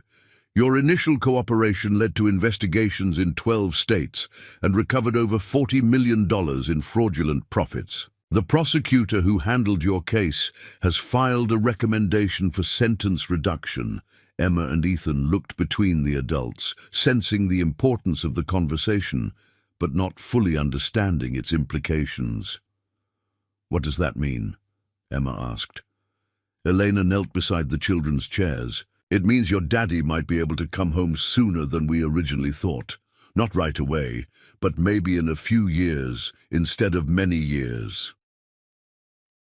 The children's reaction was immediate joy, but Samuel's response was more complex. "Elena, we need to talk about this privately. There are things to consider beyond just the legal possibilities." After the official visiting time ended, Elena had a brief conversation with Samuel, away from the children. His concerns were practical and heartbreaking. "They have a good life now," he said quietly. "Stable, normal, everything I wanted for them. If I come back into their lives, even as a reformed man, I bring baggage, media attention, stigma, the constant reminder of what I did." Eleanor studied his face, seeing the same selfless love that had driven his original crimes, now channeled into a different kind of sacrifice. "Samuel, they never stopped loving you. They never stopped hoping. Don't you think they deserve the choice of having their father back in their lives? What if I mess it up again? What if I can't handle normal life after 5 years in here? What if you trust the man you've become instead of fearing the man you used to be?" Elena interrupted gently. "You've spent 5 years earning a degree, teaching other inmates, and staying connected to your children in meaningful ways. You're not the same person who robbed those banks." The drive back to Albuquerque was filled with chatter as Emma and Ethan processed their visit with their father. They talked about his appearance, his stories, his questions about their lives, and most importantly, the possibility that he might return to their world. "If Daddy comes home, will he live with us?" Ethan asked. Elena had been thinking about this question for months. That would be something we'd all have to discuss together. There are many ways families can be structured. The important thing is that everyone feels loved and safe. Emma, who had been staring out the window at the passing landscape, suddenly spoke with startling maturity. I think Daddy is scared about coming home because he thinks we might not need him anymore. The insight took Eleanor's breath away. What makes you think that? Because when people have been hurt really bad, they sometimes think nobody wants them anymore, even when that's not true. Daddy got hurt when Mama died, and then he got hurt again when he had to go to prison. But we still want him. That evening, Elena made 2 important phone calls. The first was to Samuel's attorney, expressing her support for his parole application and offering to provide whatever documentation was needed regarding the children's well-being and desire for their father's return. The second call was to Bernadette Martinez, who had become not just a friend, but a trusted advisor on matters involving the twins. They're ready for him to come home, Elena told her, and honestly, I think he's ready too, even though he's scared. The question is whether the system is ready to recognize genuine rehabilitation when it sees it. Bernadette had been following Samuel's case through her contacts in the federal system, and the reports were consistently positive. Prison officials, educators, and counselors all described a man who had used his incarceration as an opportunity for genuine transformation. The parole board will want to see evidence of community support and a stable reintegration plan, Bernadette said. Have you thought about what that would look like practically? Elena had indeed been thinking about it. Her house was large enough to accommodate Samuel's residence, at least initially. Her nursing practice was well established and could provide financial stability during his transition. Most importantly, the children's emotional needs were being met, which meant any changes could be implemented gradually and thoughtfully. 6 months later, Samuel Blackwood walked out of ADX Florence into a Colorado morning that looked remarkably similar to the one when he'd first been imprisoned. Elena and the twins were waiting for him, along with Bernadette, who had driven down from Denver to witness this moment of redemption. The parole board had been unanimous in their decision, influenced by Samuel's extraordinary record of rehabilitation, the unique circumstances of his original crimes, and the overwhelming evidence that his reintegration would benefit rather than harm his children. Samuel's first words as a free man were directed to his children. I promise you that from now on, we solve problems together as a family. No more secrets, no more running, no more trying to protect you by keeping you in the dark. Emma hugged her father tightly. We promise too, Daddy. We promise to help you remember that you don't have to carry everything by yourself anymore. As they drove toward Albuquerque and the beginning of their new life together, Samuel reflected on the strange journey that had brought them to this moment. His crimes had destroyed one version of their family, but they had also ultimately led to something stronger and more honest than what they'd had before. The road ahead wouldn't be simple. Samuel would need to find work as a convicted felon, navigate the complexities of co-parenting with Elena, and help his children integrate their love for him with their understanding of his past mistakes. But for the first time in 8 years, he faced the future without fear, surrounded by people who loved him, not despite his flaws, but with full knowledge and acceptance of everything he'd been and everything he was becoming. The Silverbrook Mine, where this story began, had been permanently sealed by the state of Colorado, deemed too dangerous for public access. But sometimes, late at night when the wind was right, locals claimed they could still hear echoes from the depths, not cries of distress, but something that sounded almost like laughter, as if the mountain itself was celebrating the miracle of love surviving in the darkest places.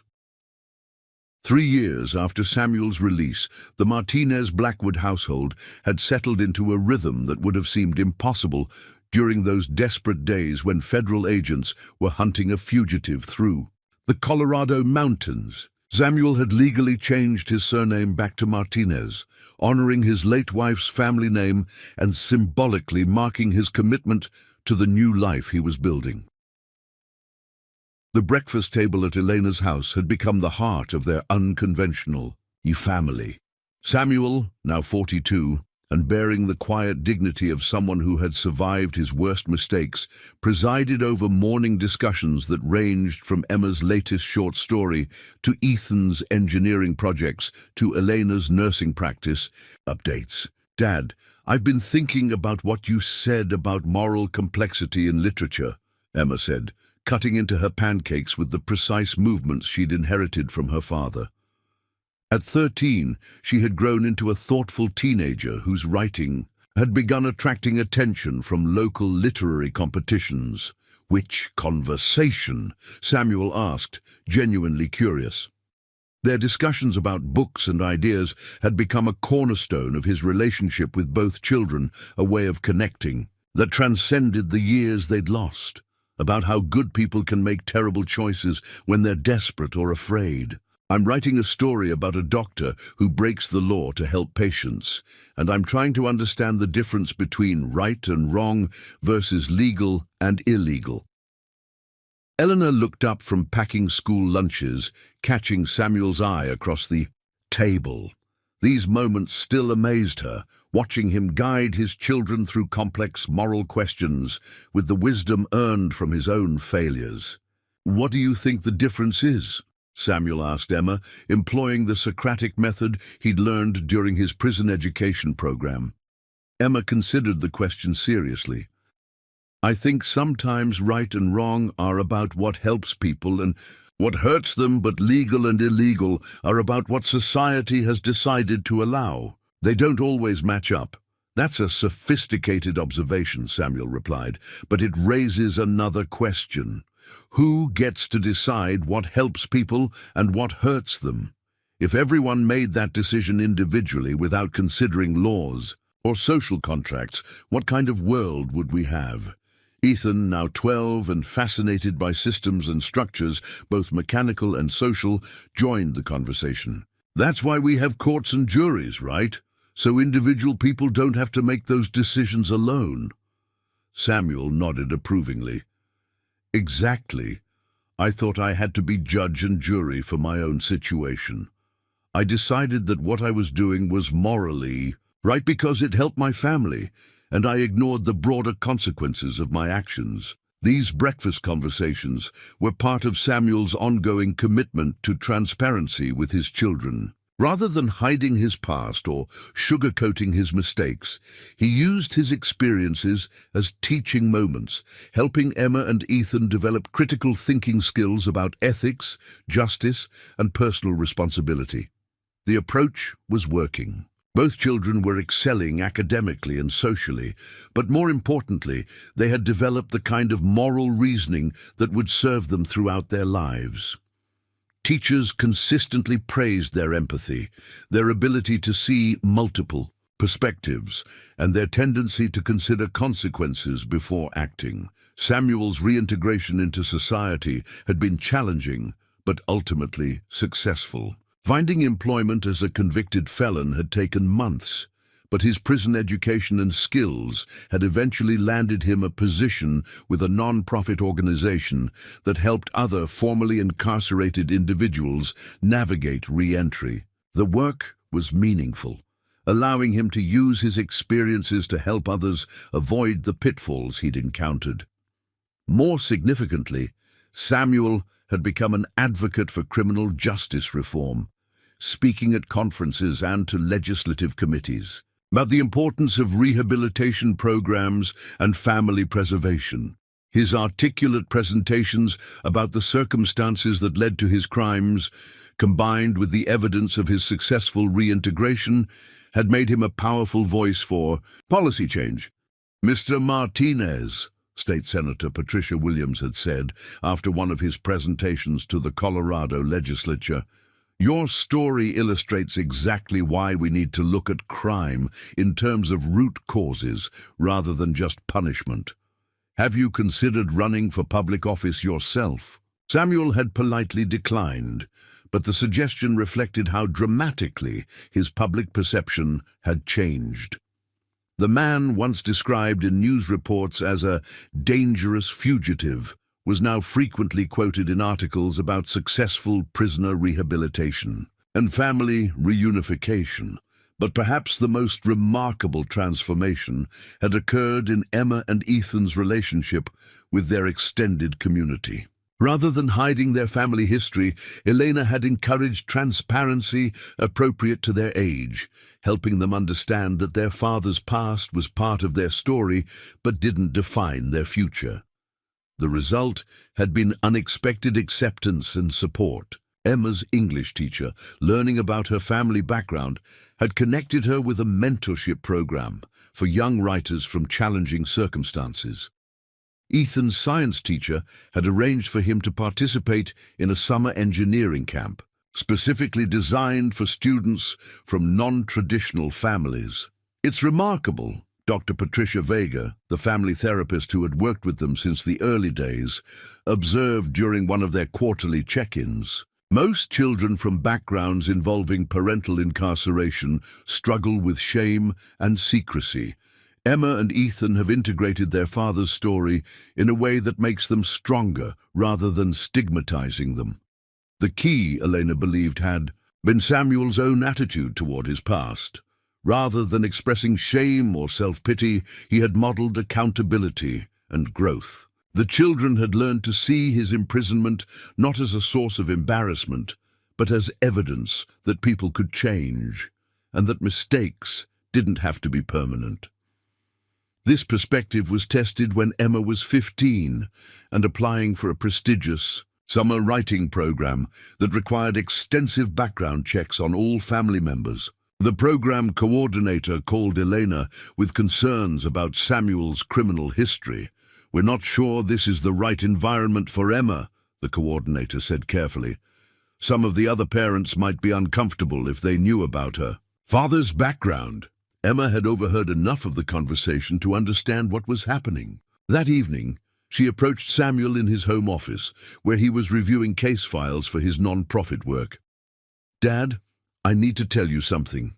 I don't want to go to that writing program if they don't want me there because of who you used to be." Samuel set down his papers and gave Emma his full attention. "Tell me what happened." After Emma explained the situation, Samuel was quiet for several minutes. Elena appeared in the doorway, having heard the conversation, and the three of them sat together in the office that had become Samuel's sanctuary for his advocacy work. "Emma, I want you to have every opportunity to develop your talents," Samuel said finally. "If my past prevents that, then maybe—" "No," Emma interrupted with a firmness that surprised both adults. "If they can't see that you're a good person now and that I'm proud to be your daughter, then I don't want to be part of their program." Eleanor felt tears prick her eyes. "Emma, you don't have to sacrifice opportunities because of—" "It's not a sacrifice," Emma replied. "It's a choice. Dad taught me that our choices define who we are. I choose to be someone who stands by her family." Samuel was speechless for a moment, overwhelmed by his daughter's loyalty and the evidence of how thoroughly she had internalized the values he'd tried to instill. But his response surprised both Emma and Elena. "Actually, I think you should go to the program," he said, "but not by hiding who we are. I think you should write an essay about our family story and submit it as part of your application. If they accept you knowing the full truth, then you'll know you belong there. If they don't, then you'll know you made the right choice to go somewhere else."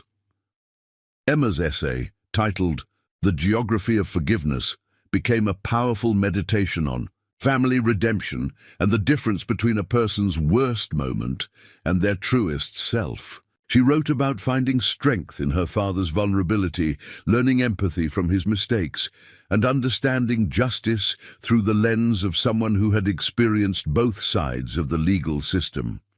The essay not only gained her admission to the writing program, but won a statewide high school writing competition. More importantly, it established Emma as a voice for young people dealing with family challenges and helped her realize that her unique perspective was a strength rather than a burden.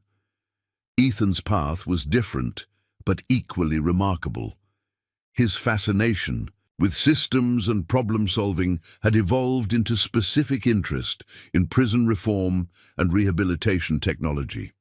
At 14, he was already designing theoretical improvements to correctional facilities that would better support education and family connection. "I want to build prisons that actually help people instead of just punishing them," he told Samuel during one of their regular father-son walks through the foothills behind Elena's house. Samuel studied his son's serious face, seeing Maria's determination combined with his own analytical mind. "That's ambitious work, Ethan. What makes you think the system can be changed?" "Because you changed," Ethan replied simply. "If one person can transform completely, then maybe the whole system can too. It just needs better design." The conversation reminded Samuel of similar walks with his own father decades earlier, when the world had seemed full of possibilities and problems had seemed solvable through hard work and good intentions. The difference was that Ethan was approaching these challenges with a realistic understanding of how difficult change could be, informed by his family's direct experience with the consequences of both crime and punishment. As Emma and Ethan moved through their teenage years, their relationship with their father continued to deepen and evolve. The weekly family meetings that Elena had instituted years earlier had become forums for discussing everything from household responsibilities to social issues to college planning. "I've been thinking about what I want to study in college," Emma announced during one of these meetings. "I want to double major in creative writing and criminal justice." Elena raised an eyebrow. "That's an unusual combination." "Not really," Emma replied. "Both involve understanding human motivation and telling stories about why people make the choices they do. I think I want to be a writer who specializes in stories about justice and redemption." Samuel felt a familiar tightness in his chest, the mixture of pride and worry that seemed to define parenthood. "Are you sure you want to build your career around themes related to our family experience? There are many other subjects you could explore." Emma's answer reflected the thoughtfulness that had characterized her approach to their family situation since childhood. "Dad, our story isn't something that happened to me. It's something that shaped me. I want to use that shaping to help other people understand that everyone deserves the chance to be more than their worst moment." Ethan nodded in agreement. "Emma's right. We didn't choose what happened to our family, but we can choose what we do with what we learned from it." As Samuel looked around the table at Elena, Emma, and Ethan, he realized that the family they had built together was nothing like what he had imagined when he first decided to rob a bank to pay his wife's medical bills. It was better, more honest, more resilient, and more capable of weathering whatever challenges lay ahead. The children had learned to see strength in vulnerability, wisdom in admitting mistakes, and hope in the possibility of transformation. Elena had discovered that love could create family bonds as strong as biology, and Samuel had learned that redemption wasn't a destination, but a daily choice to be better than he had been the day before. Outside, snow was beginning to fall on the Sandia Mountains, covering the landscape in the kind of pristine white that made everything look new and possible. Inside the house, where a convicted felon had been welcomed home by the family he thought he'd lost forever, 4 people were planning a future built on the understanding that love, properly tended, could indeed be the strongest force in the world. The courtroom in downtown Denver was packed beyond capacity, with overflow seating arranged in the hallway outside. Emma Martinez, now 18 and preparing for her freshman year at Northwestern University, sat in the front row beside her father, watching as the final defendants in the Meridian financial case received their sentences. It had taken 8 years for the full scope of the corporate conspiracy to be unraveled, but the investigation that began with Samuel's stolen documents had ultimately resulted in convictions for 37 individuals across 6 states. The CEO of Meridian Financial, Marcus Wellington, was facing 25 years in federal prison, a sentence longer than what Samuel had originally been given for the bank robberies that exposed the entire scheme. Ladies and gentlemen of the jury, Judge Patricia Morrison said, as she prepared to deliver Wellington's sentence, this case represents one of the most extensive healthcare fraud conspiracies in federal history. The defendants systematically targeted vulnerable rural communities, exploiting medical debt to acquire valuable real estate while leaving families devastated and communities without essential healthcare services. Emma watched her father's face as the judge continued. Samuel sat perfectly still, but she could see the tightness around his eyes that indicated he was processing deep emotions.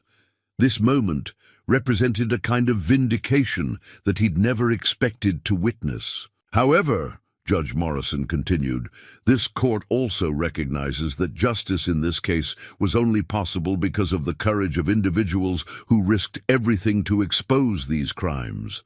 The evidence provided by Samuel Martinez himself, a defendant who acknowledged his own wrongdoing while cooperating fully with federal investigators, was instrumental in protecting countless other families from similar exploitation. The judge's words carried special weight because Judge Morrison had been one of the most vocal critics of Samuel's original sentencing, arguing that bank robbery deserved harsh punishment regardless of circumstances.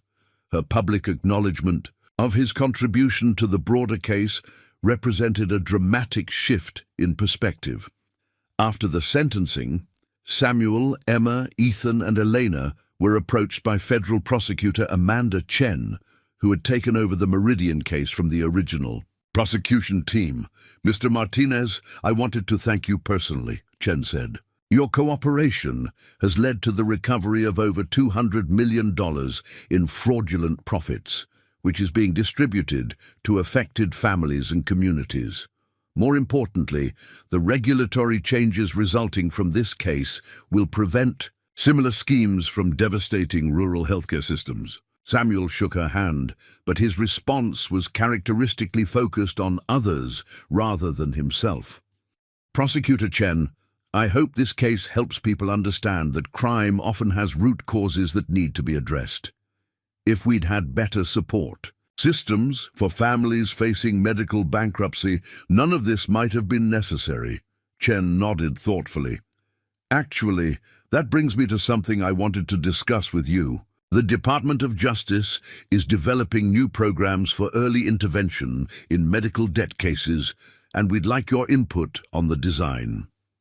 Would you be interested in consulting on the project?" The offer represented another step in Samuel's unlikely transformation from federal fugitive to policy advisor. Over the past few years, his combination of lived experience and academic credentials had made him a sought-after voice in criminal justice reform circles. But Emma noticed her father's hesitation. "What concerns do you have, Dad?" Samuel looked at his daughter with the pride that never seemed to diminish, no matter how many times she demonstrated her insight and maturity. "I worry about becoming too focused on my own story instead of the broader issues. There are thousands of families affected by medical debt who never resorted to crime. Their voices matter more than mine." This response exemplified the approach Samuel had taken to his advocacy work, always centering the experiences of others while using his own story only when it served a larger purpose. It was a delicate balance that had earned him respect across the political spectrum, Elena, who had been listening to the conversation while keeping an eye on Ethan's interaction with some of the victim families, stepped forward. "Samuel, maybe the question isn't whether your story matters most, but whether your platform can amplify other voices that might not otherwise be heard." The suggestion resonated immediately. Rather than serving as the primary spokesperson for medical debt reform, Samuel could use his visibility to highlight the experiences of families who had found legal ways to address their crises, creating a more complete narrative about solutions and resilience. Meanwhile, Ethan had struck up a conversation with Dr. Margaret Santos, a rural physician whose hospital had been one of Meridian's targets. At 16, Ethan possessed an unusual combination of technical knowledge and emotional intelligence that made him an effective bridge between different perspectives. Dr. Santos was telling me about the engineering challenges in rural healthcare. "Delivery," Ethan told the family as they prepared to leave the courthouse. "She thinks some of the solutions I've been working on for prison communication systems could be adapted for telemedicine in underserved areas." This was typical of Ethan's approach to problem solving. He saw connections between seemingly unrelated systems and found ways to transfer innovations across different contexts.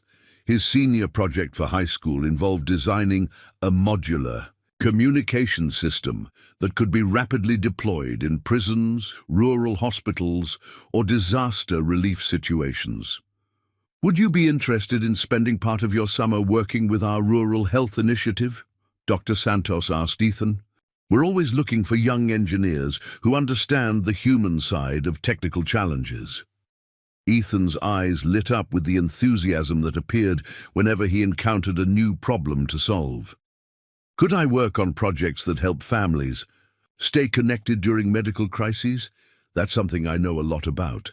As the family drove back to Albuquerque that evening, Emma reflected on how dramatically their lives had changed since that morning when Bernadette had found them in the abandoned mine. The four of them were now part of an extended network of people working on various aspects of social justice, healthcare reform, and family support. "Dad," Emma said as they crossed into New Mexico, "I've been thinking about my college thesis project. I want to write a book about families affected by medical debt, but I want to focus on the ones who found legal solutions rather than the dramatic cases like ours." Samuel glanced at her in the rearview mirror. "What's your hypothesis?" "That resilience and resourcefulness exist in every community, but they're not always visible because they don't generate news stories or criminal cases. I think there are lessons in those quiet success stories that could help prevent other families from reaching crisis points." Elena smiled from the passenger seat. "That sounds like a project that could make a real difference." Emma's book project had grown out of her work with a college mentorship program that connected her with families across the Southwest who were dealing with various forms of economic hardship. Rather than interviewing them as subjects, she had developed relationships with them as collaborators, helping to tell their stories in their own voices. The approach had taught her something important about the difference between advocacy and exploitation. True advocacy required listening more than speaking, supporting others' agency rather than replacing it with her own voice. Ethan's work had taken a different but equally impactful direction. His engineering projects had caught the attention of several major technology companies, but he had chosen to focus on open-source solutions that could be implemented by non-profit organizations, rather than proprietary systems that would generate profit. "I want to build things that help people connect with each other during difficult times," he'd explained to a recruiter from a major tech company who was puzzled by his lack of interest in their job offer. "Connection is what got our family Through our worst period, I want to make that kind of connection available to other families. Both Emma and Ethan had been shaped by their unusual childhood in ways that made them natural advocates for others facing systemic challenges. But they had also developed the analytical skills and emotional intelligence necessary to be effective advocates rather than simply passionate ones. Their approaches differed significantly. Emma worked through storytelling and narrative, while Ethan focused on systems and infrastructure. But both were driven by the same core understanding that individual problems often reflected broader social issues that required collective solutions. Samuel's own work had evolved to focus on policy rather than direct service. His position with the nonprofit had expanded to include research and legislative advocacy, and he had become a regular presence at state and federal hearings on criminal justice reform. But perhaps his most important contribution was his work with other formerly incarcerated parents, helping them navigate the complex process of rebuilding relationships with their children. The support group he facilitated had grown from 3 participants to over 40, meeting weekly to discuss challenges ranging from legal custody issues to emotional healing. The hardest part isn't convincing the system that you've changed, Samuel often told new group members. It's convincing yourself that you deserve forgiveness and that your children deserve to have you back in their lives in a healthy way. Elena's role in their extended advocacy work was different but equally crucial. As a nurse practitioner, she provided medical expertise for policy discussions, but more importantly, she offered a perspective on how healthcare systems could better support families in crisis before they reached desperate situations. Her work had led to the development of new protocols for hospitals treating patients with significant medical debt, including mandatory social work consultations and connections to legal aid services. The protocols were being pilot-tested in rural hospitals across 3 states, with promising early results. The evening of the Meridian sentencing, the family gathered for their weekly meeting, a tradition they had maintained even as Emma and Ethan had become busy teenagers with extensive commitments outside the home. "I want to talk about something that's been on my mind," Samuel said, as they settled around the kitchen table that had witnessed so many of these conversations over the years. "Next year, Emma will be in college, and Ethan will be starting his senior year of high school. Our family structure is going to change significantly." Emma and Ethan exchanged glances. They had been anticipating this conversation, knowing that their father was struggling with the approaching transition. "Dad, are you worried that we won't stay connected when we're not all living in the same house?" Emma asked gently. Samuel's expression confirmed her guess. "I lost so many years with you both. The idea of being separated again, even for good, reasons like education and growth, is difficult for me." Elena reached across the table to take Samuel's hand. "Samuel, look at what we've built together. This family isn't held together by physical proximity. It's held together by shared values, mutual respect, and genuine care for each other's well-being. Those things don't disappear when someone goes to college." Ethan leaned forward with the earnestness that characterized his approach to important conversations. "Dad, you taught us that love isn't about holding on so tightly that you prevent growth. It's about supporting each other's development, even when that means accepting change." Emma nodded in agreement. "Besides, we're not scattering to random places. I chose Northwestern partly because their journalism program has a strong focus on social justice reporting. Ethan's looking at engineering programs that emphasize humanitarian applications. We're carrying forward what we learned here." Samuel looked around the table at his family, realizing that his fear of separation was actually evidence of how successfully they had bonded. The anxiety he felt about Emma leaving for college was the same anxiety experienced by millions of parents whose children had never been endangered or separated by circumstances beyond their control. "You're right," he said finally. "I think I'm conflating normal parental worry with trauma from our past experiences. Thank you for helping me see the difference." Elena smiled. "Samuel, the fact that you're experiencing normal parental anxiety is actually a sign of how healthy our family has become. You get to worry about regular things now instead of life and death situations." As they concluded their family meeting and began preparing for bedtime, Emma lingered in the kitchen with Samuel while Eleanor and Ethan headed upstairs. "Dad, I want you to know that everything I'm doing in college and beyond is built on what you taught me during those years when it was just the three of us," she said quietly.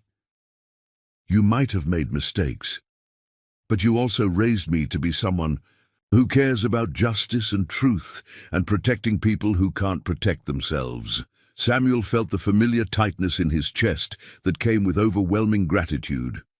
"Emma, you and Ethan turned out to be remarkable people despite my failures." "Not because of them," Emma shook her head. "No, Dad. We turned out to be remarkable people because you loved us enough to admit your failures and work to be better. That's the most important lesson anyone can learn." As Samuel turned off the kitchen lights and headed upstairs to the home he shared with his family, he reflected on the improbable journey that had brought them to this moment.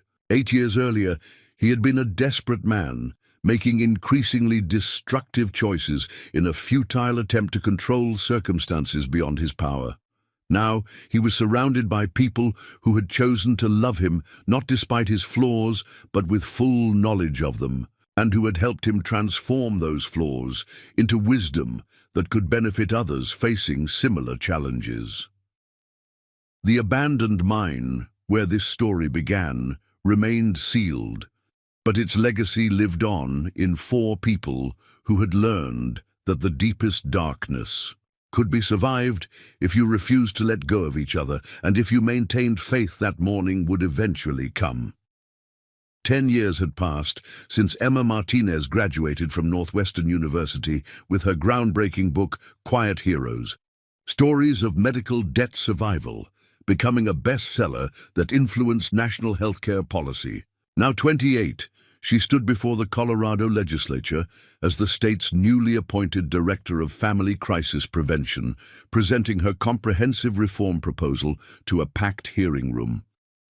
"Honorable legislators," Emma began, her voice carrying the same measured authority that had characterized her father's advocacy work, "we have an opportunity to become the first state in the nation to implement predictive intervention systems that identify and support families before medical crises lead to financial devastation."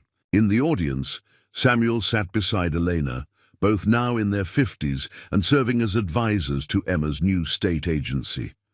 Samuel's hair had gone completely grey, but his eyes held a peace that had been absent during his years as a fugitive. Elena's nursing practice had evolved into a consultancy focused on rural healthcare access, making her an integral part of Emma's policy team.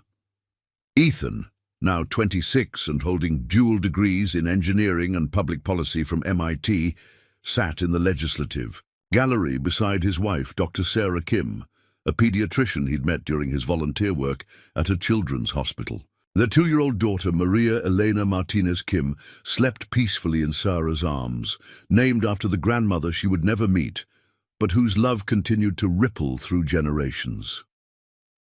"The system we're proposing," Emma continued, "combines early warning algorithms that identify families at risk of medical bankruptcy with immediate intervention teams that can provide legal aid, financial counseling, and healthcare navigation before desperation sets in." Senator Patricia Williams, now in her 3rd term and a long-time supporter of the Martinez family's advocacy work, leaned forward with interest. "Director Martinez, this sounds like a significant departure from our current reactive approach to family crisis intervention. What evidence do we have that predictive systems can be effective?" Emma clicked to her next slide, displaying data from pilot programs in 3 Colorado counties. Senator Williams, over the past 2 years, our pilot programs have identified and successfully supported 847 families before they reached crisis situations.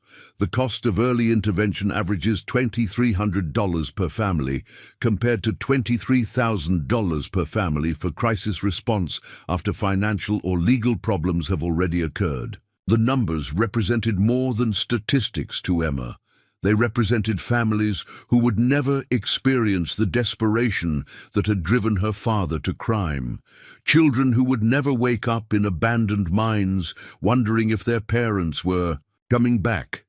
Bernadette Martinez, now 58, and serving as Colorado's Deputy Director of Child Welfare Services, rose to provide supporting testimony. The years had been kind to her, bringing promotion and recognition for her innovative approaches to family preservation, but she was still the same compassionate advocate who had descended into the Silverbrook mine 20 years earlier. "I want to speak briefly about the long-term perspective on this proposal," Bernadette said, her voice carrying the weight of 2 decades of experience. 20 years ago, I encountered a family destroyed by the exact circumstances this legislation is designed to prevent. That encounter changed not only my career, but my understanding of how individual trauma connects to systemic failure. She paused, making eye contact with Samuel in the audience. The family I'm referring to is well known to this body, Samuel Martinez and his children, who are now leading this reform effort. But what's important to understand is that their story could have been prevented with the systems Director Martinez is proposing today. The hearing room was completely silent as Bernadette continued.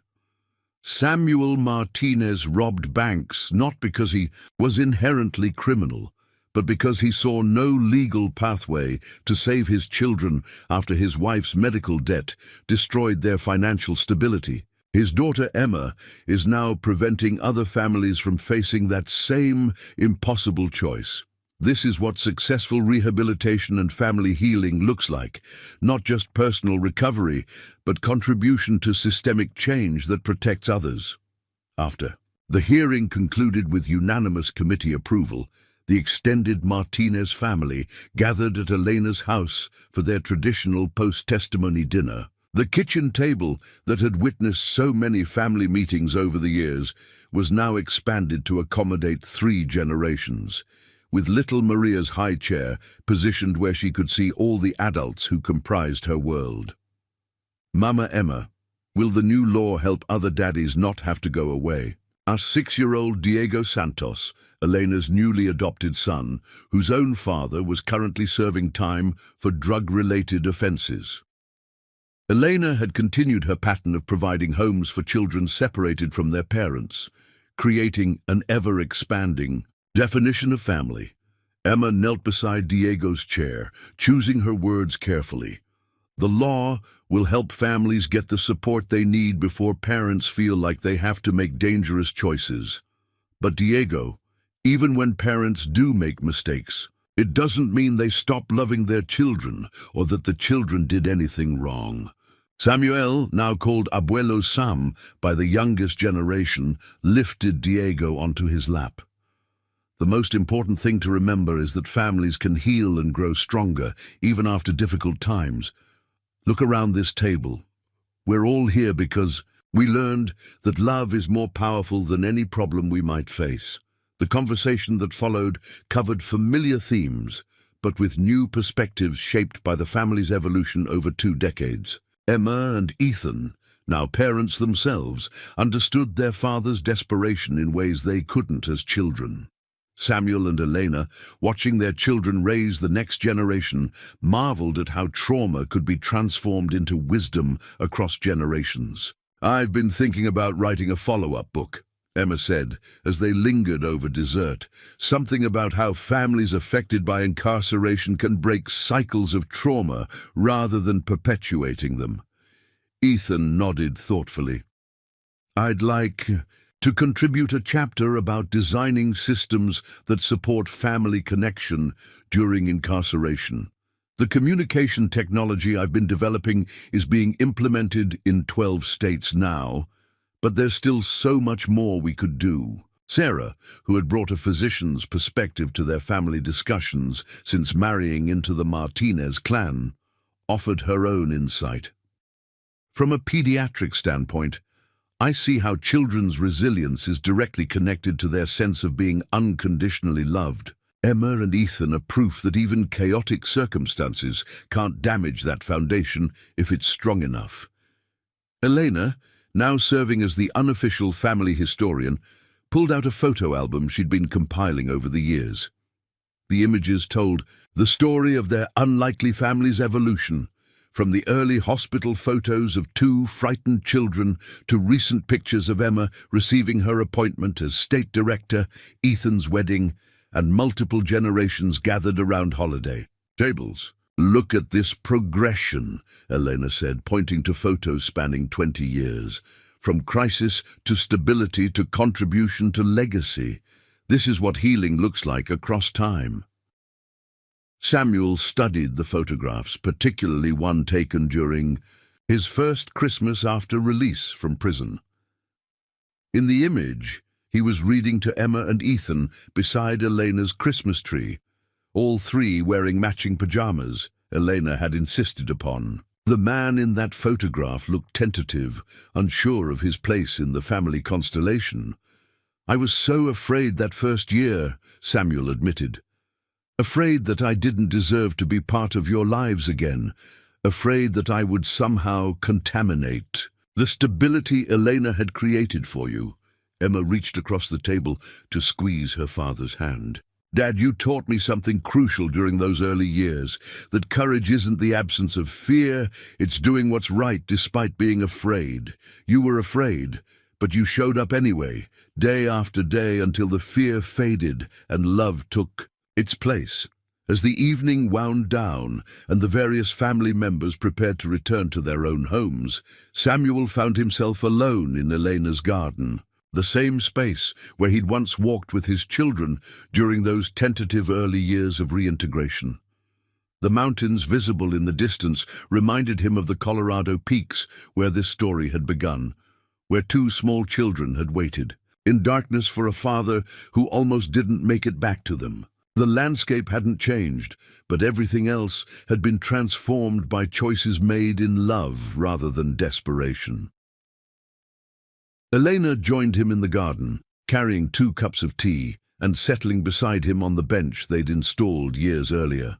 During one of their family workdays, "What are you thinking about?" she asked, though she could probably guess. 20 years ago, I thought love meant protecting Emma and Ethan from every hardship, even if it destroyed me in the process," Samuel replied. "I never imagined that the greatest gift I could give them was learning to accept help, to be vulnerable, to show them that adults could make mistakes and still be worthy of love." Elena smiled, thinking of all the children who had passed through her home over the years, each one teaching her something new about resilience and healing. "Samuel, you gave them something even more valuable than protection. You gave them a model of genuine redemption. They've watched you transform your worst choices into contributions that help others. That's a gift they'll carry forward for generations." As if summoned by their conversation, Emma appeared in the garden with little Maria, who had woken from her nap and wanted to see the flowers before going home. "Abuelo Sam, tell Maria the story about the mountain flowers," Emma said, settling on the grass with her daughter while Samuel and Elena watched from the bench. Samuel lifted Maria onto his lap, pointing to the wildflowers Elena had planted throughout the garden. "Once upon a time, there was a mountain where beautiful flowers grew, but they could only bloom after surviving the coldest, darkest winter." Emma listened to her father tell their family story, transformed into a fairy tale, watching her daughter's face light up with wonder at the tale of flowers that became stronger and more beautiful because of the hardships they survived rather than despite them. Later that night, as Emma tucked Maria into bed in their own home across town, the little girl asked the question that would carry their family story into its next generation. "Mama, Will I be a strong flower like Abuelo Sam? And you and Uncle Ethan? Emma kissed her daughter's forehead, seeing in her face the same determination that had carried their family through their darkest moments. Yes, baby. You come from a long line of people who learned that love is stronger than fear, that families can heal from anything, and that our hardest experiences can become our greatest gifts to the world. As Emma turned off the bedroom light, she could see through the window the lights of Albuquerque spread out below, each one representing a family with their own struggles, their own love, their own potential for transformation. Somewhere in those lights were families currently facing the same desperation that had once driven her father to crime. But now, thanks to the system she and her family had helped create, those families would find support instead of isolation, legal pathways instead of desperate choices, hope instead of despair. The abandoned mine where their story began had been transformed into a memorial garden with a plaque dedicated to families affected by medical debt and a commitment that no family would face such crises alone. The inscription, written by Emma and approved by the state of Colorado, read simply, "Love survives the deepest darkness when we refuse to let go of each other." 21 years after Bernadette Martinez first heard children crying in an abandoned mine, those same children had grown into adults whose life's work was ensuring that no other family would face the impossible choices that had nearly destroyed them. The mine was sealed, but the love that had sustained two small children in that darkness had opened pathways to healing that would protect thousands of families for generations to come. In the end, Samuel Blackwood's greatest crime had been believing he had to face his family's crisis alone. His greatest redemption was learning to accept that love multiplied when shared, that healing was possible at any stage of life, and that the most powerful legacy anyone could leave was the knowledge that no one has to carry their burdens in isolation. The story that began with half-frozen twins in an abandoned mine had become a testament to the possibility of transformation, the power of unconditional love, and the truth that our worst moments don't have to define our ultimate destination. Sometimes the longest journey is the one that leads us home to ourselves and to the people who choose to love us, not despite our flaws, but with full knowledge of them. And sometimes, if we're very fortunate, that journey home becomes a pathway that others can follow toward their own healing, their own redemption, and their own understanding that love, properly tended, can indeed survive anything. Up next, you've got two more standout stories right on your screen. If this one hits the mark, you won't want to pass these up. Just click and check them out. And don't forget to subscribe and turn on the notification bell so you don't miss any upload from us.